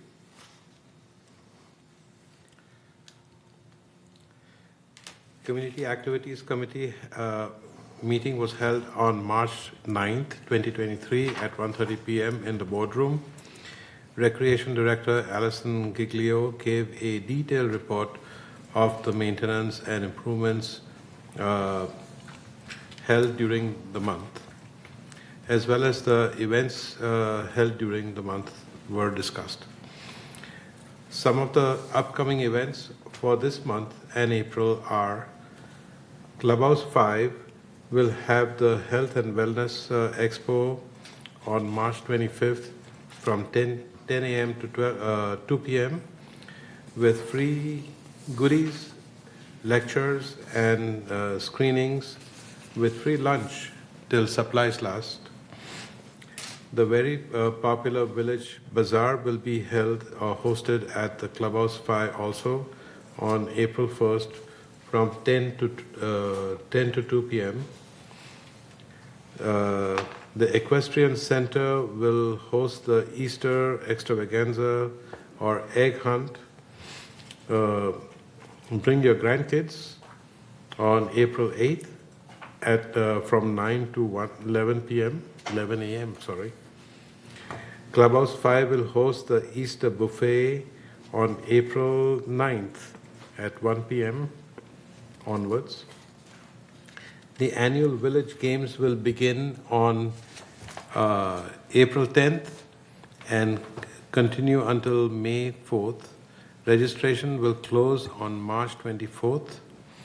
Forms may be obtained from the fitness centers.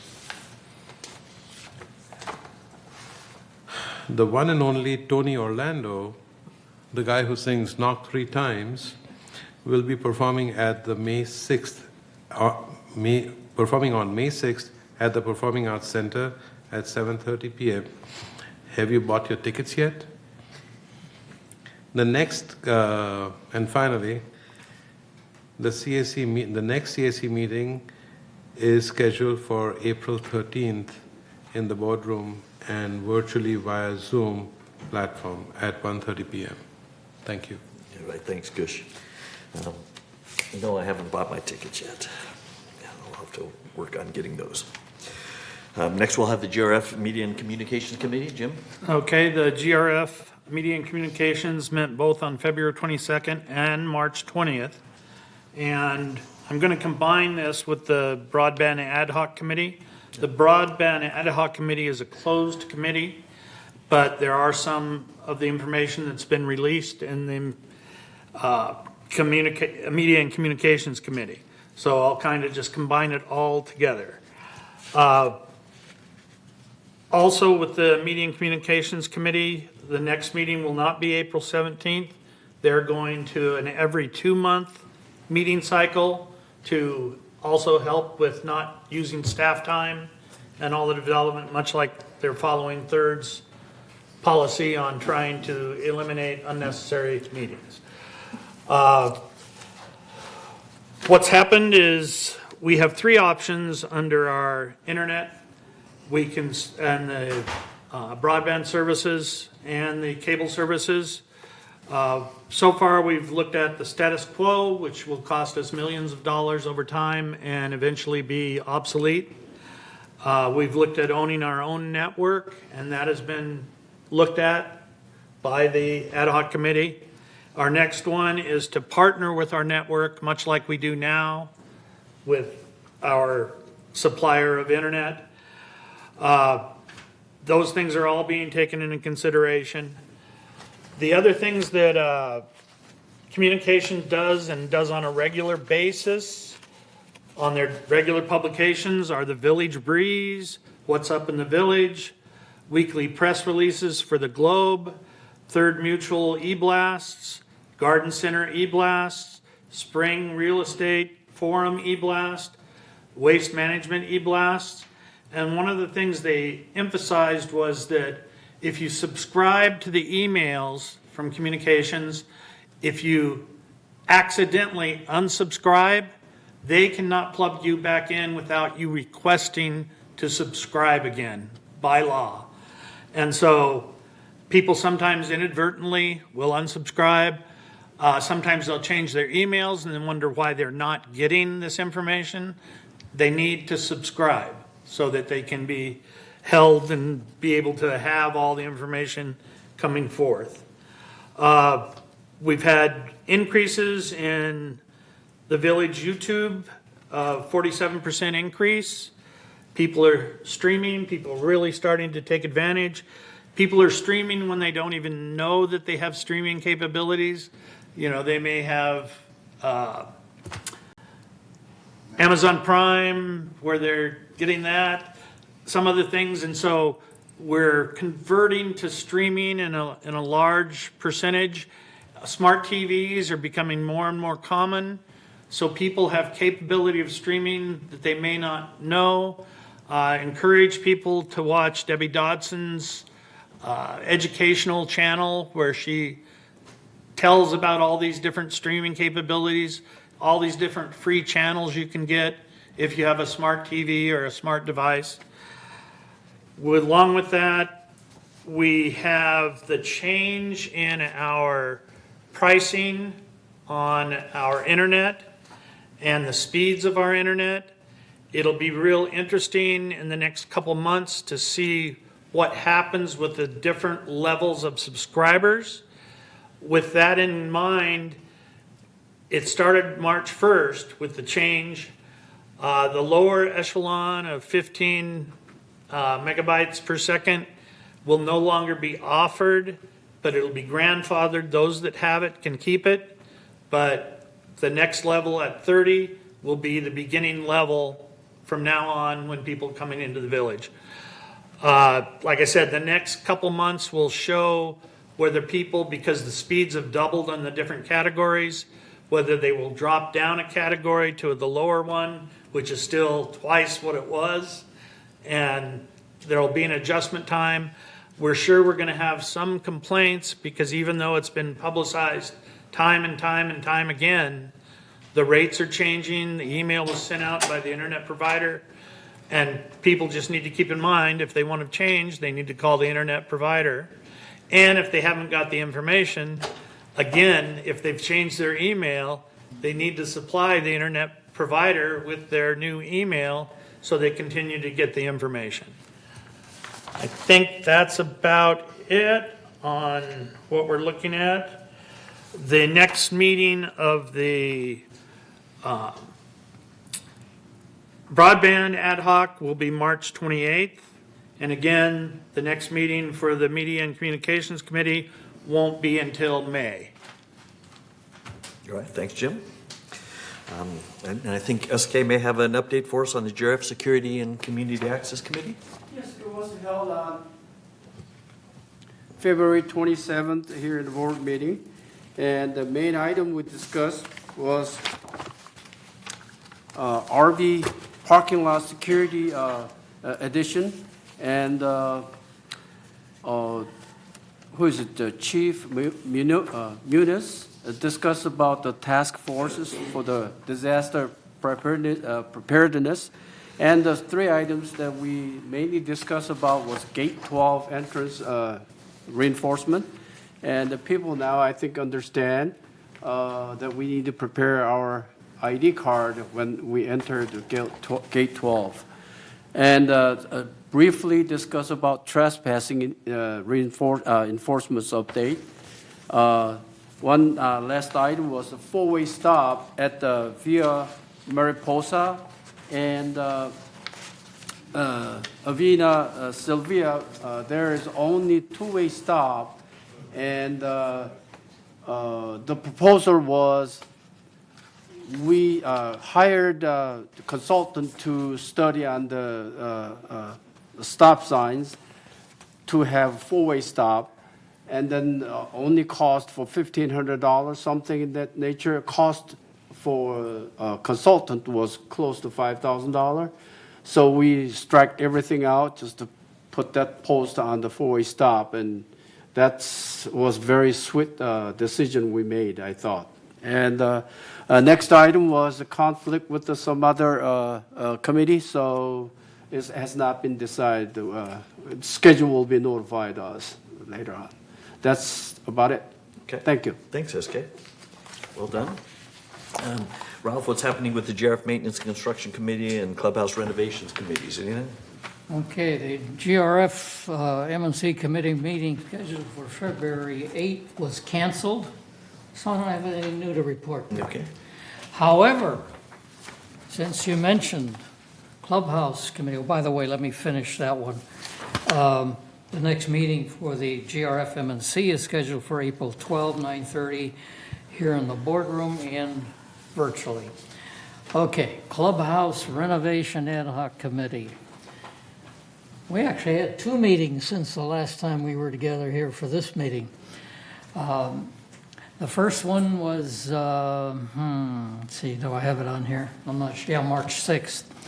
At that time, Mr. West informed us that the PAC restroom design project had been loaded into the base camp portal. By the way, I should mention 27 Diamonds is our contractor for the design of, well, Clubhouse 1 and at present the restrooms at the PAC as well.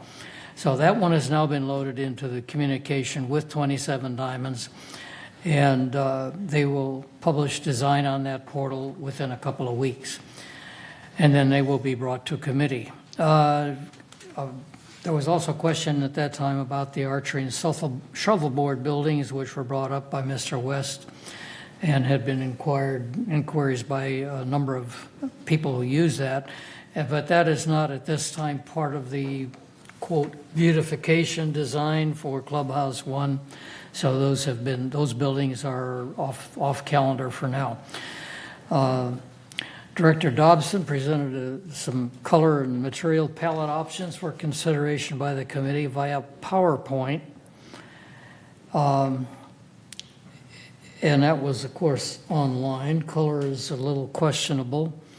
So the second meeting was last Wednesday, March 15th, and that was much more interesting because 27 Diamonds brought their design palettes here to the boardroom for us to see, touch, and feel. These samples of material gave us a much better color sense than the TV screen, not to mention the feeling of the texture. They had a number of options available to us. We actually voted on it. The fact is everybody in the boardroom at that time got to vote the first time and see what the general preferences were, and I don't really have the results of all that. But it was then voted formally by the board, and the choices were made, and generally the final vote tally turned out to favor neutral, beige, and tan tones. Accents can be changed later and are also relatively easy to change sometime in the future. Simple and clean, yet elegant and up-to-date design chandeliers were favored for the main ballroom, as were roller shade window coverings with valances rather than heavy drapes. That'll be a lot more cost-effective and can still give a certain elegance to the ballroom. White veined black marble was the choice for a new fireplace facade. Bright lighting and acoustic ceiling were favored for the multi-purpose art room.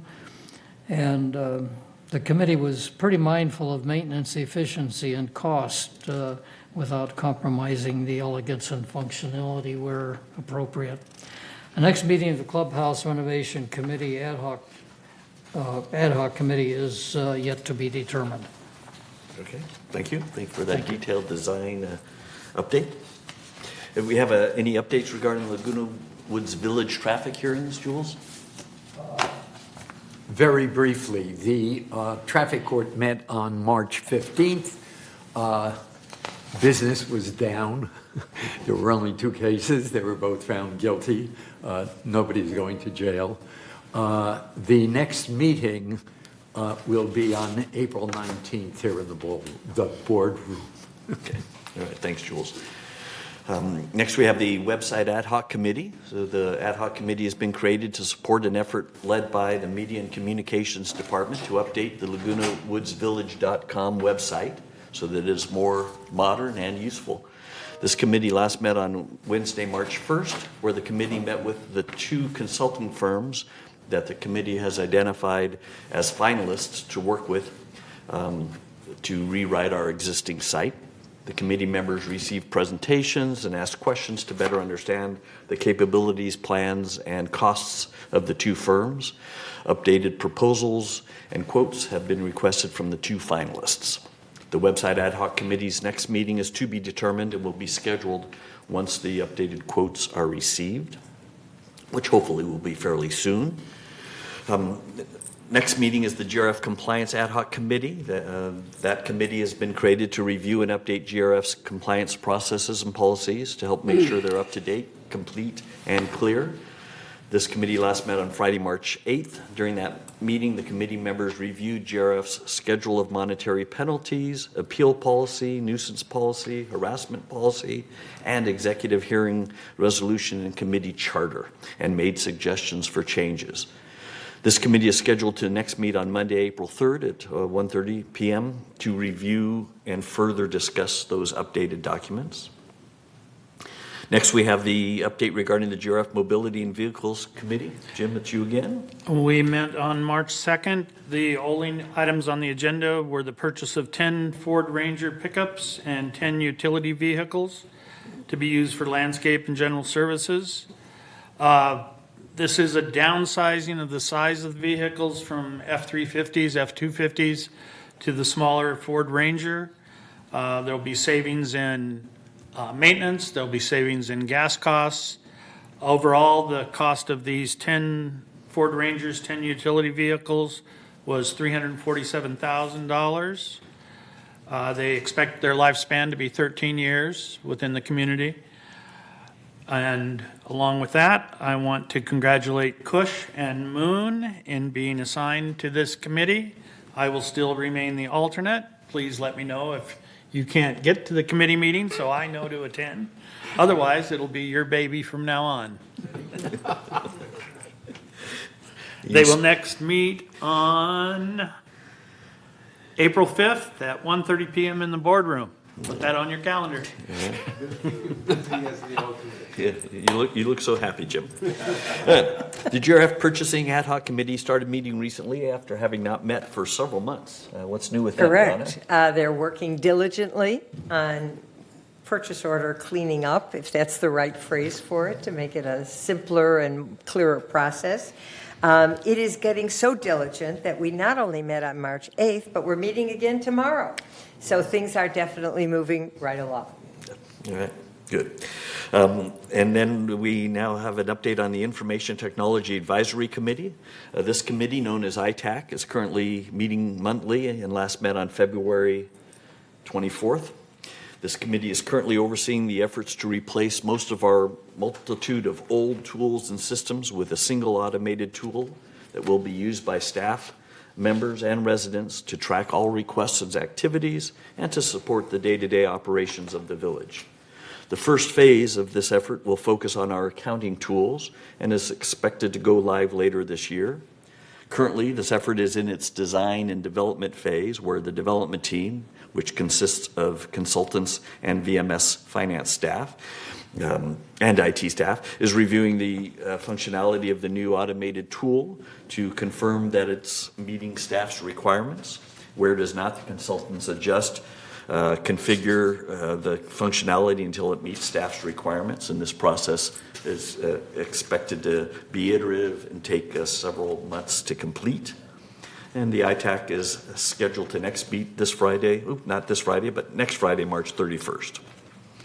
And finally, the following GRF committees have not met since the last third board open meeting of February 21st. So there are no updates for these. The GRF Finance Committee last met on February 15th and is scheduled to next meet on April 19th. April 19th. 19th? Okay. That's right. GRF Finance Committee, April 19th. I did have it right here. At 1:30 here in the boardroom. The GRF Landscape Committee last met in February and is scheduled to next meet on Wednesday, May 10th at 1:30 p.m. here in the boardroom. And the Disaster Preparedness Task Force last met on January 31st and is scheduled to next meet 1 week from today, Tuesday, March 28th at 1:30 p.m. here in the boardroom. And can I make comment on that? You're giving that one up too? Yes. The new appointees to that committee are SK and Moon. And I want to congratulate you on being appointed to it. I'll pass the baton. The alternate there will be Donna. And so I will no longer be on the disaster preparedness. And your guys' next meeting is March 28th at 9 a.m. in the boardroom. I have a few comments. Thanks for the passing your butt. Second is Donna, should I come tomorrow meeting for the No, purchasing? no. I was there last time. Or you can come if you want to. I believe they're open meetings. Yeah, they're open If meetings, they're but open if you're an meetings. alternate, you should sit in the audience, not at the Yeah, podium. you have to just make sure you're sitting in. the Unless one of the Is it going to members. be here? No, it's going to be Upstairs, right? upstairs, I think, in the,